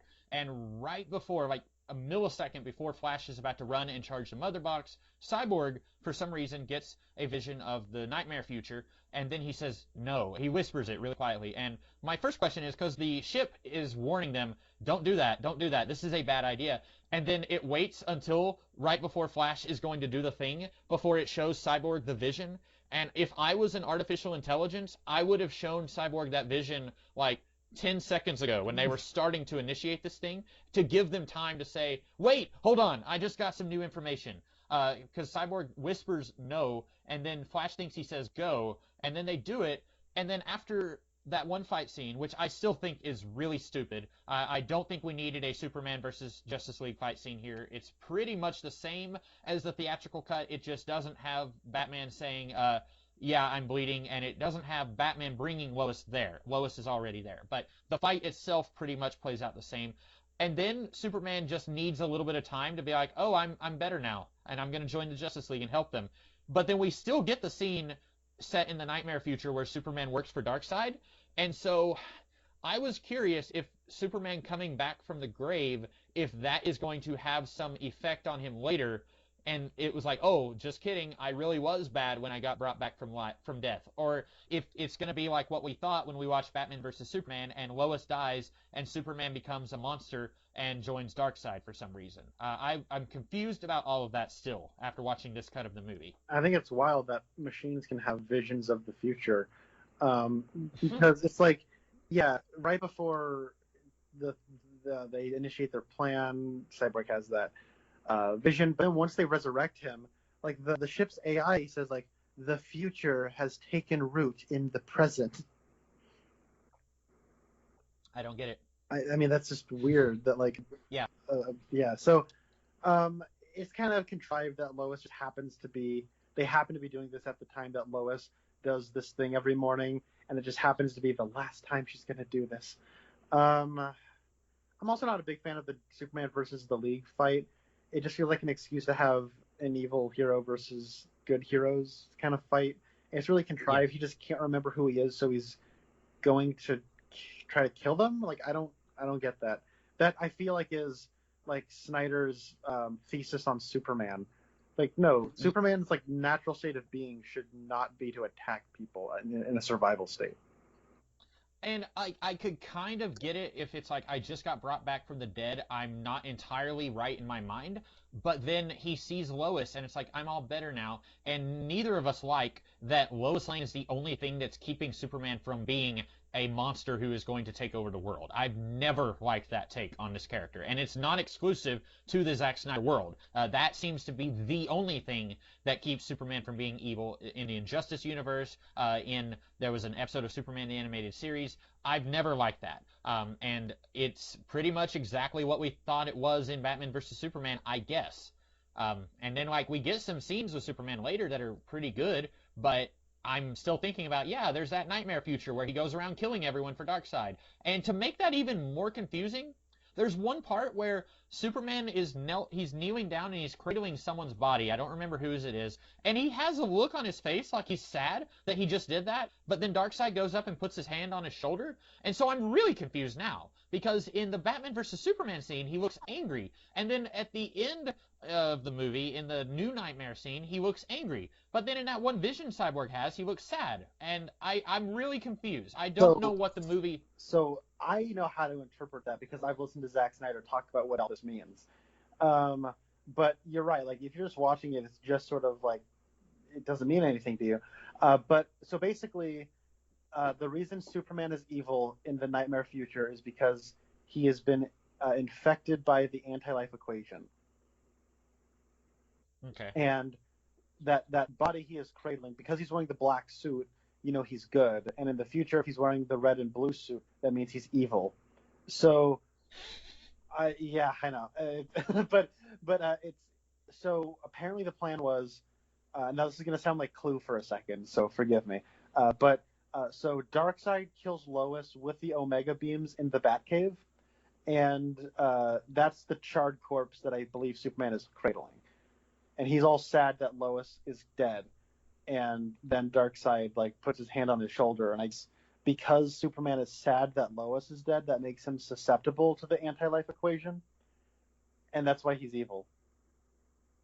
Okay. Um, all right. I mean, I it's I don't like that, but that's the yeah. answer. And it probably shouldn't take listening to the director explain it in an interview to understand the movie. If it takes external explanation and justification, then it's a bad scene in a not great movie, in my opinion. I agree. Um, I have the I'm going to try and speed up through my notes. I'm sorry if it seems like we're taking too long, but I did have at one point Victor tells Silas if you were there, Mom wouldn't have died. And I don't get that because it's not Silas Stone's fault that his wife wasn't looking at the road when she was driving. Like maybe like okay he's an angry teenager, but like it's not your dad has faults, but it's not his fault your mom doesn't know how to drive. Sorry. Yeah, yeah. No, I agree. Quick thing You go about ahead. Cyborg. There's a funny moment where, I mean, I think it's supposed to be like comedy, but I'm not laughing at it because I think it's funny. I think it's like a weird moment where the movie gets self-aware and then just doesn't address the strange thing it acknowledges. Where Cyborg and Flash are digging up Superman's grave, and they say, we could just do this in a nanosecond. And Cyborg is like, "Yep, you're right." And there's a Yeah. few seconds of pause, and then they just keep digging. So it's like, well, why don't you just do this in a nanosecond? Isn't there an invasion? Isn't like Hmm. the end of the world imperative, and we need Superman? I don't know. Yeah. Um, I I remember really disliking the scene where they were robbing the grave in the theatrical cut, and I don't think I hated this as much, but also it's been over a year, so maybe I still hate it. I don't know, but I didn't hate it as much this time. But you're right, that is silly. Also, I have here Cyborg and Aquaman both refusing to help the League makes them both look like really horrible people, and apparently we're supposed to be rooting for these guys. Like in the theatrical cut, Batman says the world is going to drown, and Aquaman says, "LOL, I can swim, so it's okay." And that makes him look even worse. But here we don't get that line. But it's really weird that Cyborg says "F the world" after we saw him help a woman who was about to be evicted from her home. So he still clearly cares about the people of the world. And so I don't understand what is his reason for saying no. What is Aquaman like? Aquaman says, he says the thing that's not a real phrase, like, you're only as strong as your weakest. Like, he says something really weird. And then Batman points out, well, Superman died fighting by me. And Aquaman should be saying, yeah, I don't want to die fighting by you because you got Superman killed. Like, that should be what Aquaman is saying, but he doesn't say He that. does And say that so, though, right? Like, oh, okay. it's like strongest man is strongest alone. You ever hear that? He's like, you ever hear Superman? He died fighting beside me, and then he says, "My point exactly." So then Okay, get the so I kind of understand Aquaman's point. It still makes him look like a terrible person, but then I don't understand what Cyborg is doing here. Why he says no, and then later he comes back because his dad is in danger, but didn't get why he said no the first time. Yeah, I don't know. Uh, Maybe he just likes doing random acts of kindness. I don't know. And I mean that's fine. Like people, we just talked about how like Zack Snyder looks at these characters as gods above humanity. So it's cool to see someone actually helping humanity, but then it doesn't fit with F the world, which he tells her like 10 minutes later. Yeah, if he, I don't know. You're right. There's a one of the funny riffs that my friend came up with while we were watching it was when he like gives that woman a bunch of money. He's like, "Wow, he dropped the stimulus checks faster than Trump or Biden." Like, That's great. that was pretty funny. Um, the let's see, I don't know if we want to get more into the mother boxes, but I was a little confused on why and when Steppenwolf can teleport to boxes. He can teleport right into Themyscira because that box was awakened, and the other two are not. And neither one of us knows why certain boxes wake up at certain times, but then other times he has to like torture people and read their minds to figure out where the boxes are. And I was a little confused about that, especially like at the beginning of the movie, Victor's box is moving and reacting to Superman dying, but apparently it hasn't, air quotes, woken up yet. So I was confused about that, but I don't know if you want to get more into that or not. Yeah, so I think what they talk about in the movie is like parademons can smell mother boxes, so they can Hmm. sort of get on the trail of one, but activating the box will wake up Superman, but then waking up Superman will also alert Steppenwolf to the final box, and that's sort of what the argument is. Which I think is better than the theatrical version, because in the theatrical version it's just, uh, I don't want to bring Superman back to life. I do. But then this Hmm. debate doesn't matter because Batman's just going to do it and anyways, and like Wonder Woman and Aquaman aren't going to try to stop him. So And is that it's kind of like that here too, because Aquaman keeps saying, and here it's like, oh, there's an old Atlantean saying that when you come back from the dead, like bad stuff, and then he keeps saying like we need to abort, and they do it but anyway. he's And at least he's the only one. Like it's not okay, like Wonder Woman is like you cannot do this, Bruce. And it's yeah, like, well, there's no consequence for Wonder Woman being against it. Aquaman is just sort of the dissenting voice every time, hmm, but like there is like a legit like strategic element to if you bring Superman back by activating the box. Like activating the box will either bring Superman back or not, and even like either way, if it does or if it doesn't, it's going to alert Steppenwolf to their presence. So that's the yeah, risk, and I like that kind of strategic element. And I think that like so the parademons were able to smell that the mother box is in the ocean, and that's why they're kidnapping Atlantean guards. And then Steppenwolf just happens to have like a mind reading device, hmm, which, I mean, I'm just going to give this guy a free piece of advice. I'd start with that. yeah.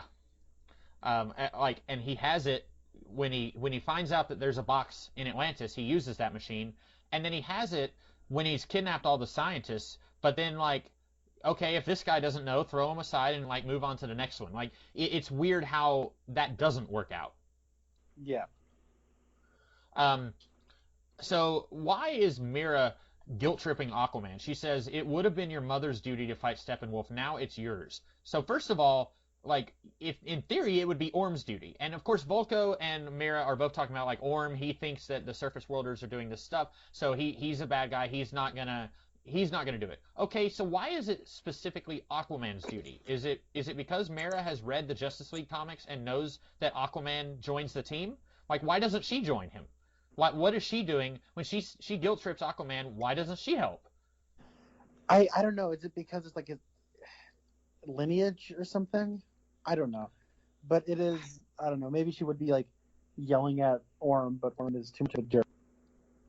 Yeah. Then I have some notes that are like really quick. Wonder Woman wrote down, or Wonder Woman said, "I belong to no one," and I just wrote that's really badly delivered.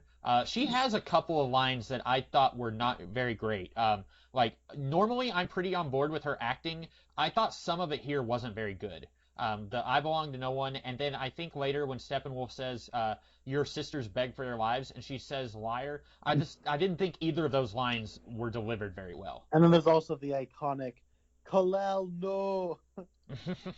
Yeah, that one I forgot about that. But yeah, um, I wrote down Flash stairway scene, still not funny, where he's like, "Come on, let's go a little faster." I didn't like that.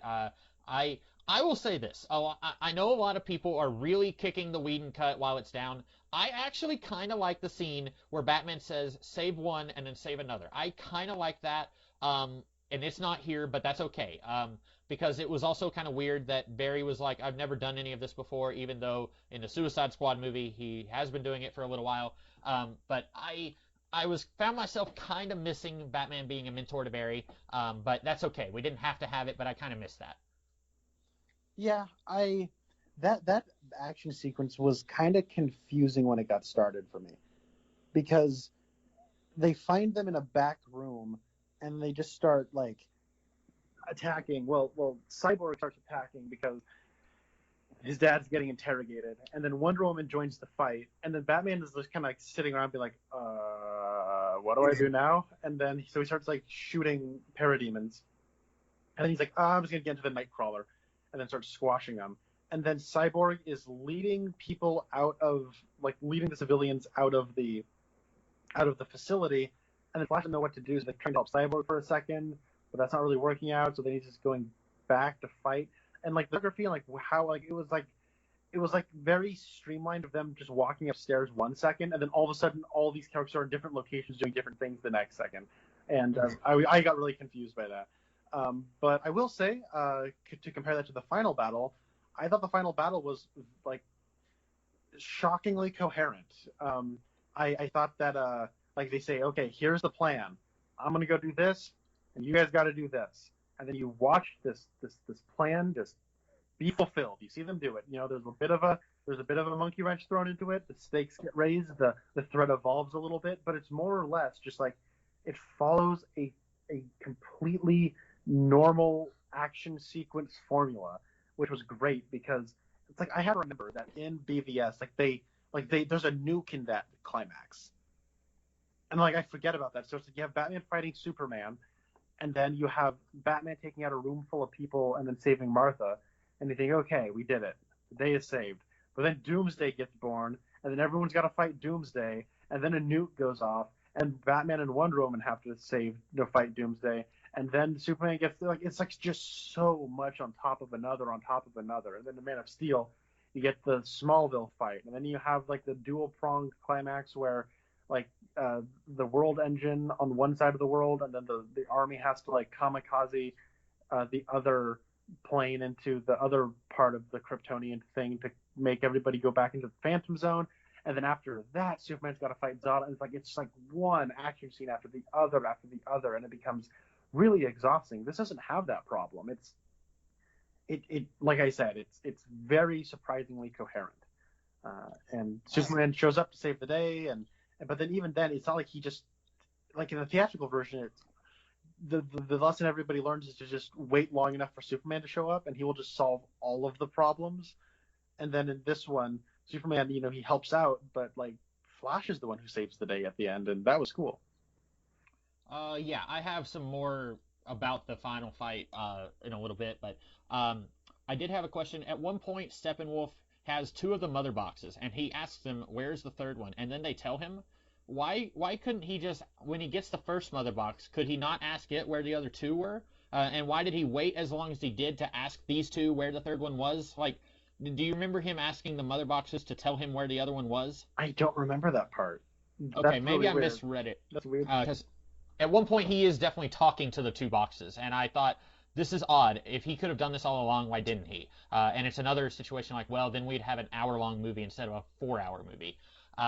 There's also some dialogue between Steppenwolf and Desad, where one of them says, "As you know, the anti-life equation," and I just scream every time a movie does "as you know" dialogue, because in real life, if you know something, I am not going to explain it to you, but it's a situation where, well, the audience needs to know. Okay, then find a better way to explain that. I don't know how you do it, but there are professional writers who wrote this, and "as you know" should never make it into the vernacular in a movie. I hate that. That is one of my biggest pet peeves of writing. Ditto. Also, at one point, because we see the flashback where a Green Lantern fought on Earth with against Darkseid, and then we hear Steppenwolf say there are no lanterns here. Where is the Green Lantern of Sector 2814 while all this is going on, and while all this other stuff has been going on? Because you can't make me believe that. I don't know how big a sector is, but you can't make me believe that there's something more important than Kryptonians trying to end all life on this planet, or a monster that adapts and is getting stronger, or all this stuff that's happened. Like, where's Green Lantern when all this is going on? And also, if Darkseid is as dangerous as he says he's destroyed 100,000 worlds, why has the Corps not teamed up and destroyed Darkseid yet? I have no idea. That's a good question. A lot of these notes are just like real tiny things. Why do the Atlanteans and the Amazons hate each other? I don't know, other than like, I guess it's just world building, but it doesn't really make any sense. And then apparently they have the same like, oh, we Amazons also have that same phrase that you Atlanteans have. That's kind of neat. But then I'm just even more confused. Okay, why do you guys hate each other? That I don't get it. Like, yeah. So the only things that Flash said that I actually laughed at was, do you think that Wonder Woman would go for a younger guy? And Cyborg saying she's 5,000 years old, everyone's a younger guy. and then I legitimately laughed at, hey Arthur, option A or option B? I thought that was funny. That was it. I by and large, I still really did not like Ezra Miller's performance here. What was the option A, option B? So like I can't remember that line, but what was the context? He was dressed up like a soldier, and they were going to sneak into Star Labs, and That's he had right, two different military hats. And Arthur said definitely not A, and then when he tried on B, he said, okay, let's see A again. That was, and a lot of people complained about the jokes in the Whedon cut. I don't think a lot of the jokes here were much better. There was a couple I laughed at, but I don't think this was like significantly better in terms of jokes. Well, and I think there was just less jokes in Yeah. general, and so I am not a fan of the Whedon jokes, and like I didn't really laugh a whole lot here, but there was some levity, which, or at least attempts at levity, which I will take over Batman versus Superman, which has like I think 2 attempts at levity, and Hmm. neither of them are funny. Like one of them is the issue with you. I Yeah. thought you was with you. It's like Batman. You're the one who's had scenes with Wonder Woman this whole movie. Why would you think she's with Superman? Like, come on. Maybe he's actually like he's fooled by her secret identity, just like everyone is with Clark's glasses. Or maybe my other theory is correct, and Bruce has dementia Yeah. in this reality. I still think the Justice League trying to bring Superman back to life is weird. I think it probably would have been better if you want to have a Superman versus the League fight, if Steppenwolf was the one who brought Superman back, and then that could lead into your like, well, maybe later he's still under Steppenwolf's control or something like that, and then that would actually be a good reason why they fight Superman. Because as is, I still think the movie it's still a little weird the how and why of them bringing him back to life. No, I think you're right. Like that's actually a much better idea. I think in both versions, them just deciding to bring Superman back comes out of nowhere, and Hmm. it's like this weird detour. It's like you're watching this movie and it's doing its thing, and then the movie stops. He goes, "Oh yeah, one of the things we're contractually obligated to do is to bring Superman back. We're going to do this now." And it's like, whoa, I guess this is just what the plot of the movie became. This movie does not have a very good structure, and I think that's another aspect that leans into that. Hmm.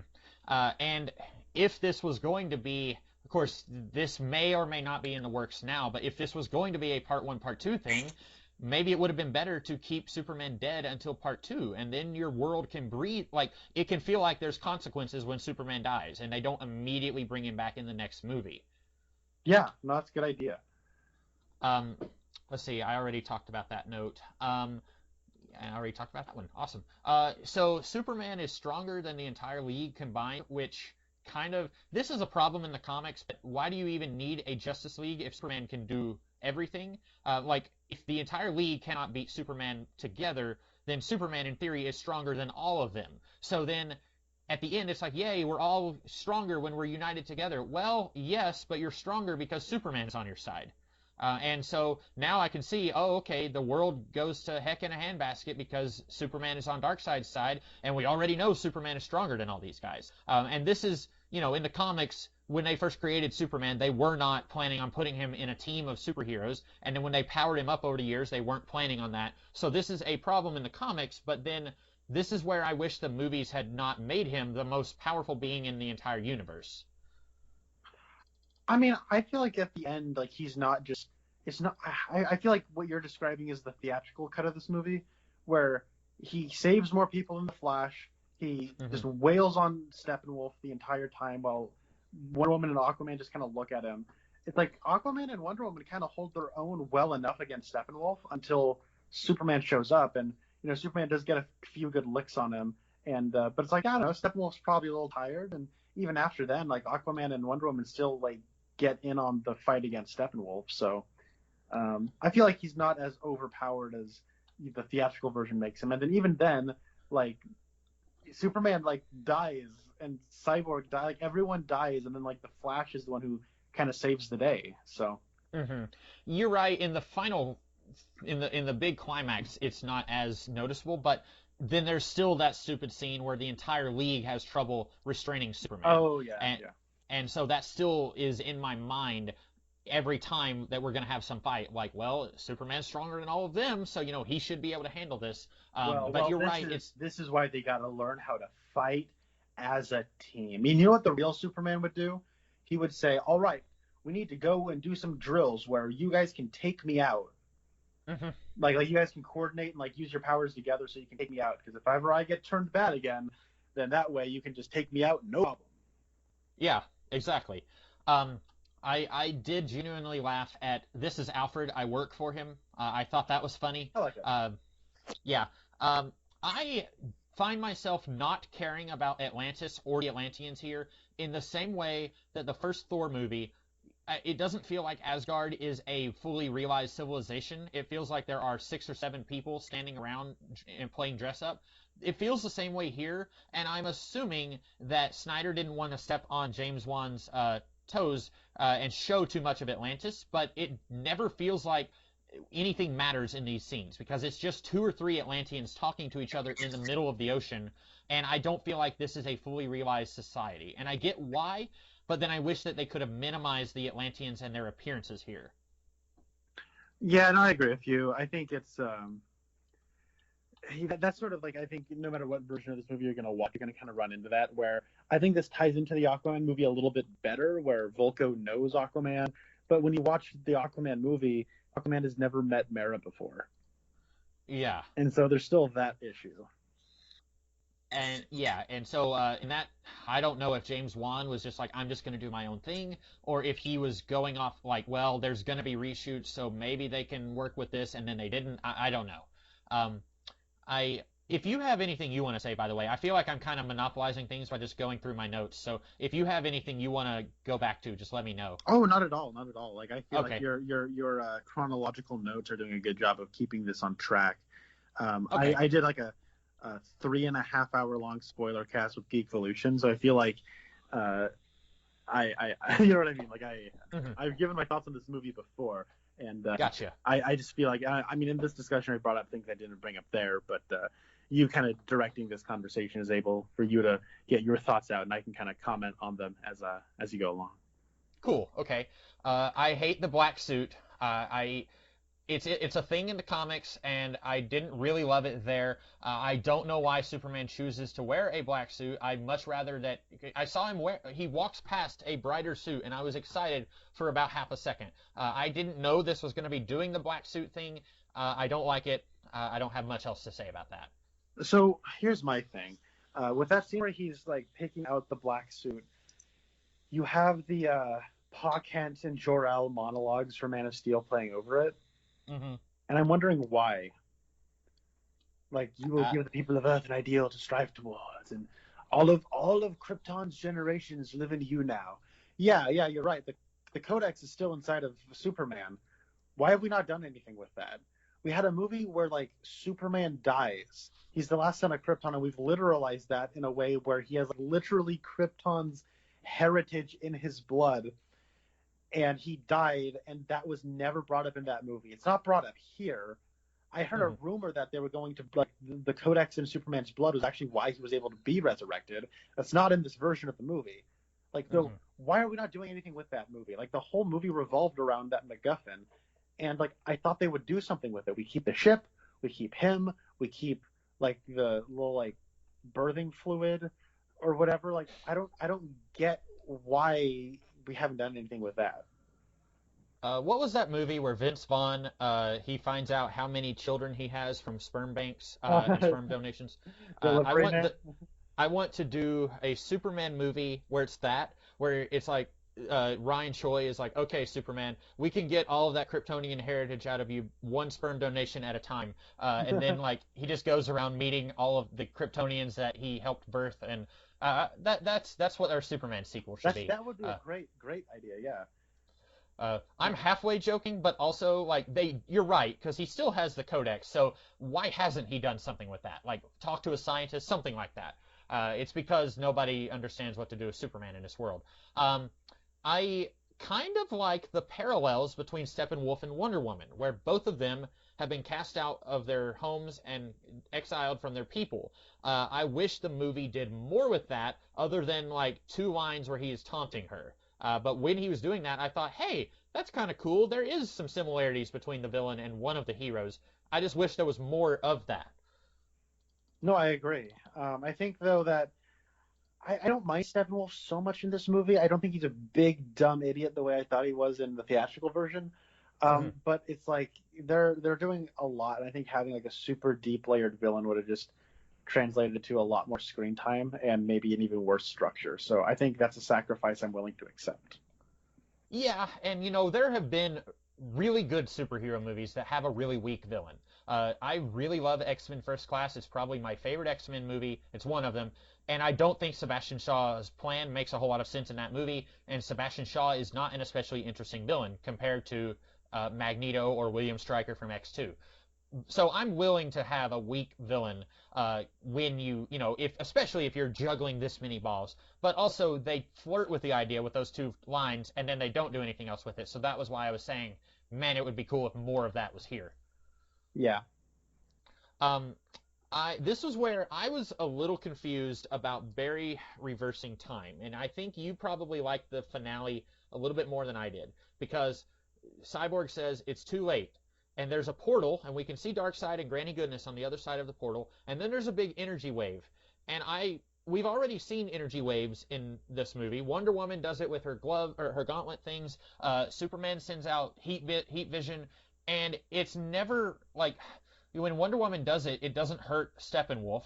When Superman does it, like I guess that would burn through somebody, but sometimes it's not fatal. So when I saw this big energy blast, I didn't think anything of it. And then Barry starts like, "Oh no, you've got to break your one rule, Barry."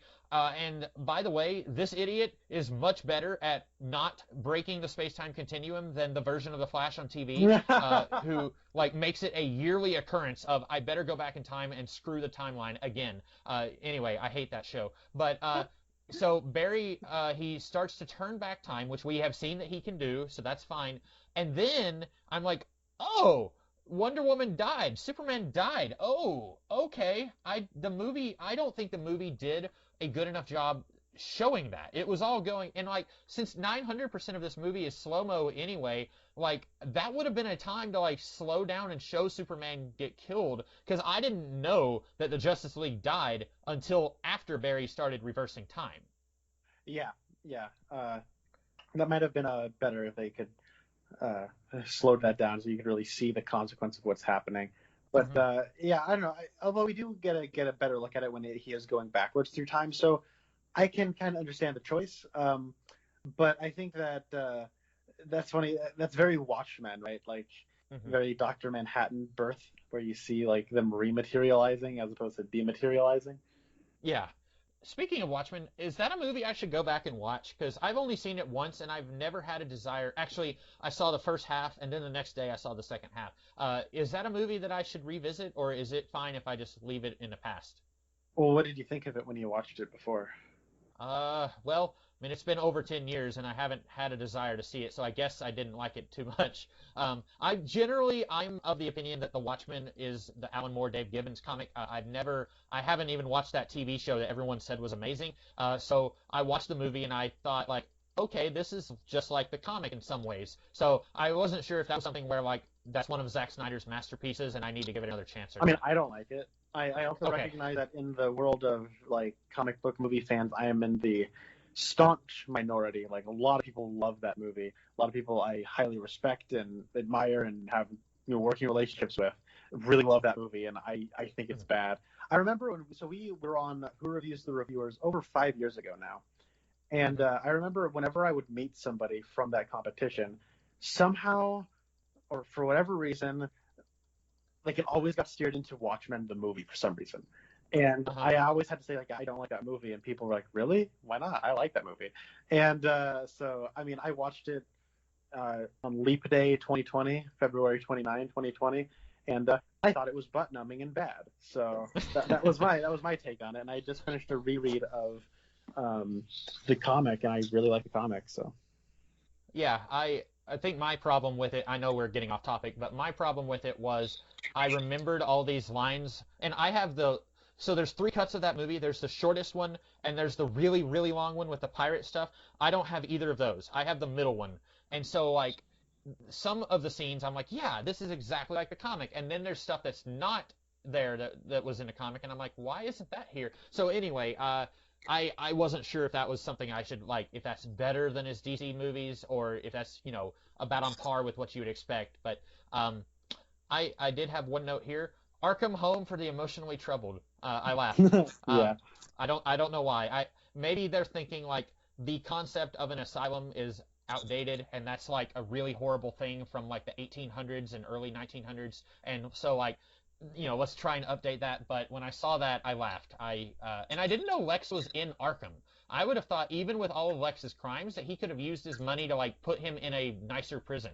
I hadn't like watching BVS. I had no idea he was in Arkham Asylum. Well, you were not paying attention close enough, I guess, because Batman decides to be cruel and unusual, and he's like, "There are hospitals that'll help you. That'll help you get rehabilitated.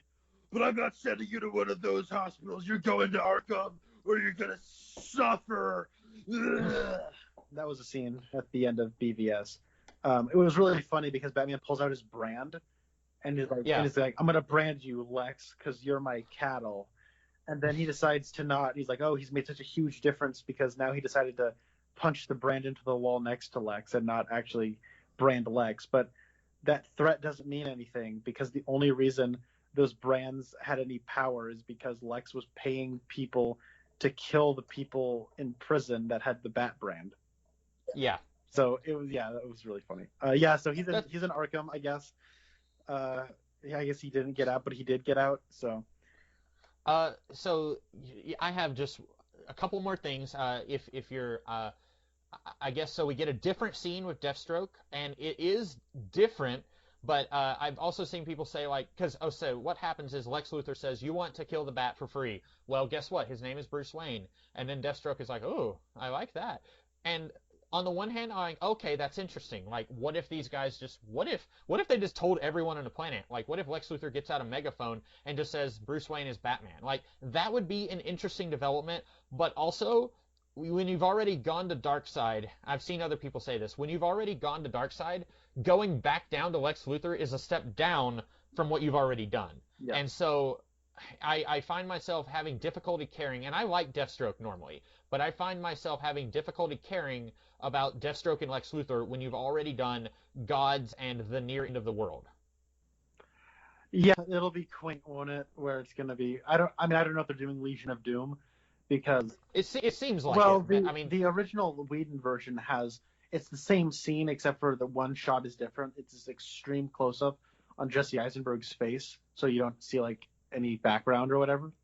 Uh-huh. And he says, "What if we had a league of our own?" And this one, I feel like the scene is just setting up the Batman. But also the Batman, the non-existent canceled Ben Affleck Batman movie. And I mean, that's one of those things, like, even if this gets overwhelmingly positive reviews, that's still never going to happen. I don't think Ben Affleck wants to do this anymore. Even if he really likes Zack Snyder and he enjoys working with Snyder but doesn't enjoy working with Whedon, I don't think Ben Affleck wants to do solo Batman movie. And so, like, I don't know what, like, I've seen people say, once you get that heroic shot of the Justice League, just stop watching, because everything else is, like, set up for stuff that probably isn't going to happen, or if it is going to happen, it's stupid and doesn't make sense. So, like, if we get a Deathstroke movie, or Deathstroke versus Batman, like, it's a huge step down from the end of the world stakes here, and also we're probably not going to get that. And then I forgot to mention, I thought it was weird that Barry comes and tells his dad, "Hey, I got a job in a criminal laboratory, a criminal science laboratory," and his dad is happy, even though his dad told him, like, give up, do something else with your life, don't become a criminologist. And now Barry is saying, "I'm going to become a criminologist," and his dad is happy. I was a little confused by that. Yeah, well, you're supposed to forget about that part and just realize he got a real full-time job. Yeah, and so I guess he's not working at that pet store, which is fine. Now he's going to have to learn how to do something else with the hot dogs that he catches in slow motion at a criminal science lab. Oh, hold on. I know the part of this you've been leading up to, and I know you can't wait to rip into it. But before we get to that, I think that the epilogue where it's Joe Morton's voice tape, kind of like with the swelling music, and you're kind of catching up with everybody, that should be where it ends. Like, that's a good scene. I like it. And I mean, I think like maybe that little monologue's a little overwritten. It's better than the lowest like piece that she writes at the end of the theatrical version of Justice League. But I think that, like, people say just fade out and cut to credits when you have the whatever it is, the hero shot. But I think like having that one little epilogue would have been the nice, satisfying coda to end it on. But instead, we got the nightmare stuff. Oh boy, Connor, where do we go from here? Okay, so in what way is Joker helpful? So they want to do. So we have Batman. So first of all, okay, we see the nightmare. It doesn't even do like a 5 years later. It doesn't even do that. It cuts from present day to sometime in the future. And we see a parademon. He's like flying over, like there's a bridge that's been torn down and there's cars on the road. He flies over and then Batman pops his head up. Okay, I buy that. Batman is really good at being like a ninja. He'll disappear and reappear. He's got those skills. He does it all the time. Okay. And then Cyborg shows up, Mera shows up, and Flash shows up, and Deathstroke shows up. And this is like a dark future where the villains and the heroes have to work together because there's even worse villains. Okay, I'm fine with that. I like it when the villains and the heroes team up to fight the worst villains. Did I say worse heroes? I meant worse villains. Mm-hmm. I like Deathstroke. I hate his haircut. I think that looks incredibly idiotic, but I like that Deathstroke is here. But like my thing is, okay, Batman was hiding, like, he uses his ninja skills to hide from the parademon, but where were Cyborg and Mera and Deathstroke hiding? Like, they all just kind of pop up out of nowhere. And Flash, he could have been in Missouri and then he meets them here real quick. That's fine. But like, I don't understand what these guys are doing here. And then like we find out, okay, like Mera wants to stab Superman with the Quindent or the Trident or whatever. And then Batman says, we can't do that because we have to undo this somehow. So I guess there's some kind of time travel thing involved. And maybe this leads into the scene in Batman vs. Superman where Barry with the mustache goes back in time and tells Bruce Wayne that Lois Lane is the key. Maybe. But then they say, oh, here's Joker. He's wearing a police vest. And he starts making fun of Batman. And then Batman says, I will effing kill you. And then Joker says, you need me because I can help you undo all of this. So what does Joker, how does he participate in this plan to Days of Future Past save, this world? Like, go back in time and undo all of this. How does Joker, what does he bring to the table?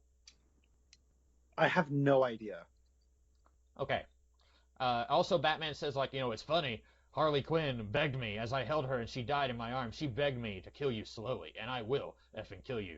And I was just like, first of all, why is Batman cradling Harley Quinn in his arms? Like, he should be like, ha ha, you helped kill Jason Todd, and now you're dead. I hate you, Harley Quinn.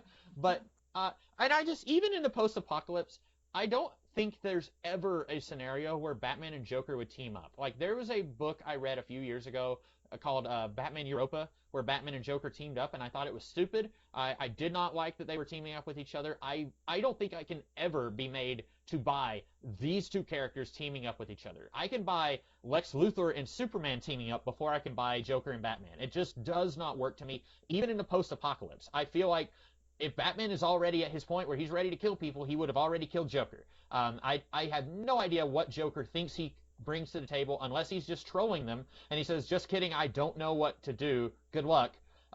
Also, there's a reach around joke. Why? I don't know.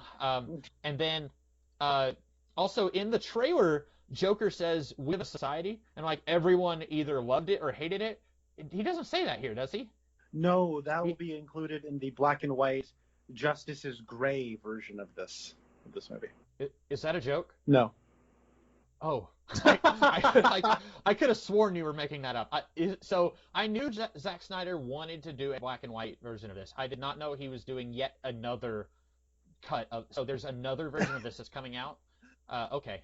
And I know there was also a picture of him wearing a crown of thorns and holding his hands out like Jesus. And at that point, I was just like, this is going to be the biggest nightmare I've ever seen in my life. And that's not in the movie either, him, Joker being Jesus. But this movie isn't as much of a disappointment as I thought it would be. Having said that, I am never going to watch this version again because it's 4 hours long, and I cannot imagine I will ever have 4 consecutive hours of my life, or even, bits and pieces here and there where I would say, I'm going to watch part of the Justice League movie, or I'm going to watch all 4 hours of it. It was better, but I still don't think I liked this. Yeah, I can't say I liked it either. I definitely can't call it good, but I think that I don't keep watching it. I think that, like I said, tonally and like visually, it's so much more consistent and competent than not only the theatrical version, but also the other two Zack Snyder DC films. Yeah, it's better than those. And I think that's why I don't think you thought this was going to be good before you watched it. And like I was not looking forward to this. And so I think everyone is surprised this is as competently made as it is. Or at least the people who weren't campaigning for release the Snyder Cut were surprised. And so the thing is, if Zack Snyder was capable of making a competent movie, why didn't he before now? Why did he make Man of Steel and Batman vs. Superman the awful movies that they are? And I don't hate Man of Steel as much as you do. That might be something, I don't know. I don't love that movie. I liked it more when I first saw it, and I've liked it less the more that time passes. But like both of those movies are less good than this. So if he was capable of doing something decent, why didn't he? Well, I think there's so much more behind the scenes that maybe led to why they are the way they are, and also maybe just look, I don't know, but the things are the way they are, and I'm sorry, I'm not articulate right now. Well, I will say for Man of Steel, there's a fair to good chance that somebody said, everyone hated Superman Returns. There's not enough action in that movie, so whatever we do, we need to get someone who will bring the action home. And so they brought in Zack Snyder, and then there's a solid half hour of nothing but explosions because people negatively responded to Superman Returns. So I'm assuming that's what it was, that it was all reactionary because of that. But then there's still so much about that movie that doesn't work. And they brought the guy who said that Superman is the enemy, and if you like Superman, you're living in a dream world, or if you think your heroes don't kill, you're living in a dream world. And like, just his whole approach to this world up until now has never made any sense to me. And other than Wonder Woman bashing some terrorist heads in, I think this is the closest to actual heroes that we've ever gotten in this world. I mean, like, I agree. Well, and I should say, Patty Jenkins did a pretty good Wonder Woman movie, and Oh everyone well, else see, likes. when you say this world, like I feel like the Zack Snyder thing is like, even though it's the same actors and they say it's the same world, it doesn't feel like the same world to me. Right. But I didn't really get my fisticuffs on the nightmare scene. Oh yes, please do. I just want to say, like, I say this with love towards you, but like I know that after Suicide Squad came out, I was like, wow, Jared Leto is the worst Joker ever. And I remember you said this, and several other people were like, well, I don't feel like there's enough to go on.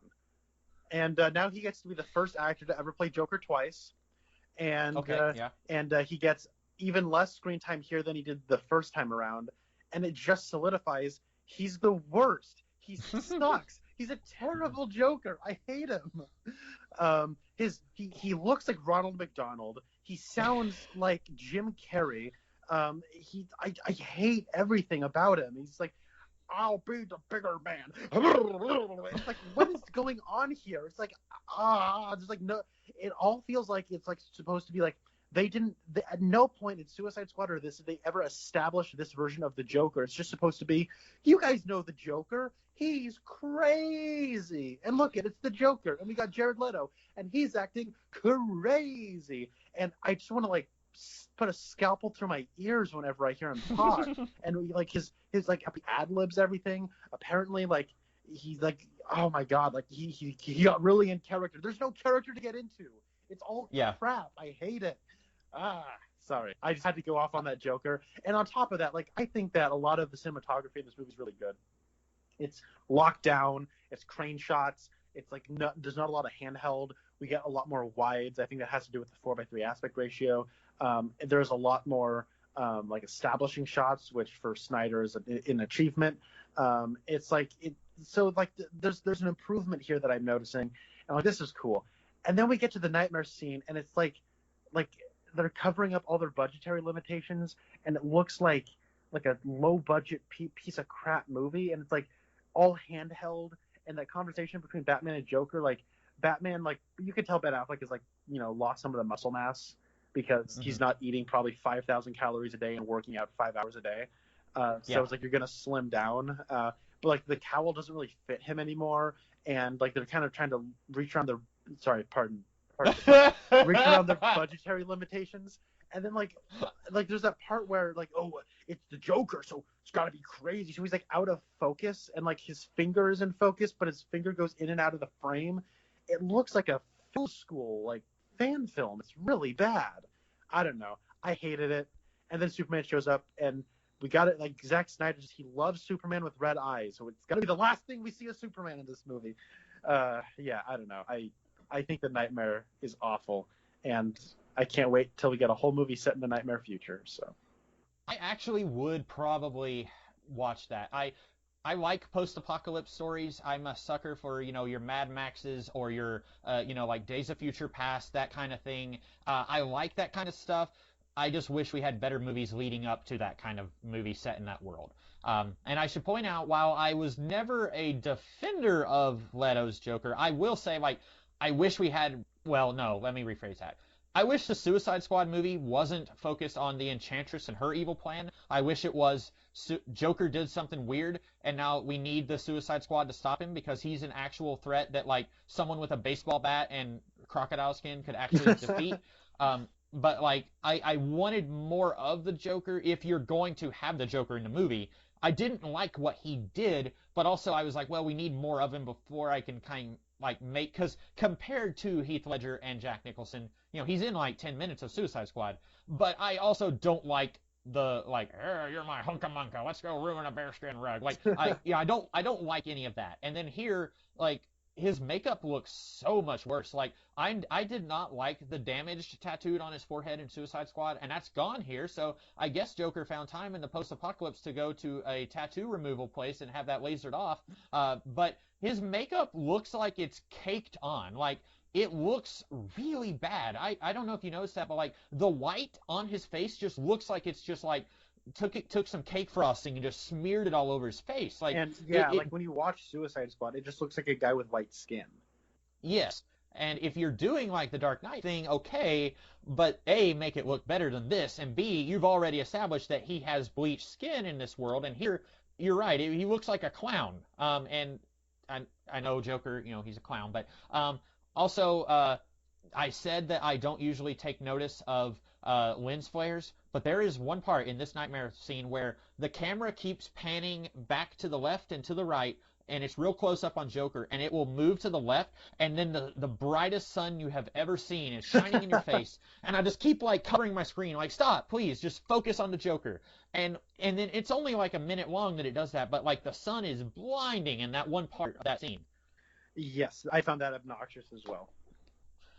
So this has been one of the longest podcasts we've ever done, but did you have any final thoughts on the Snyder Cut?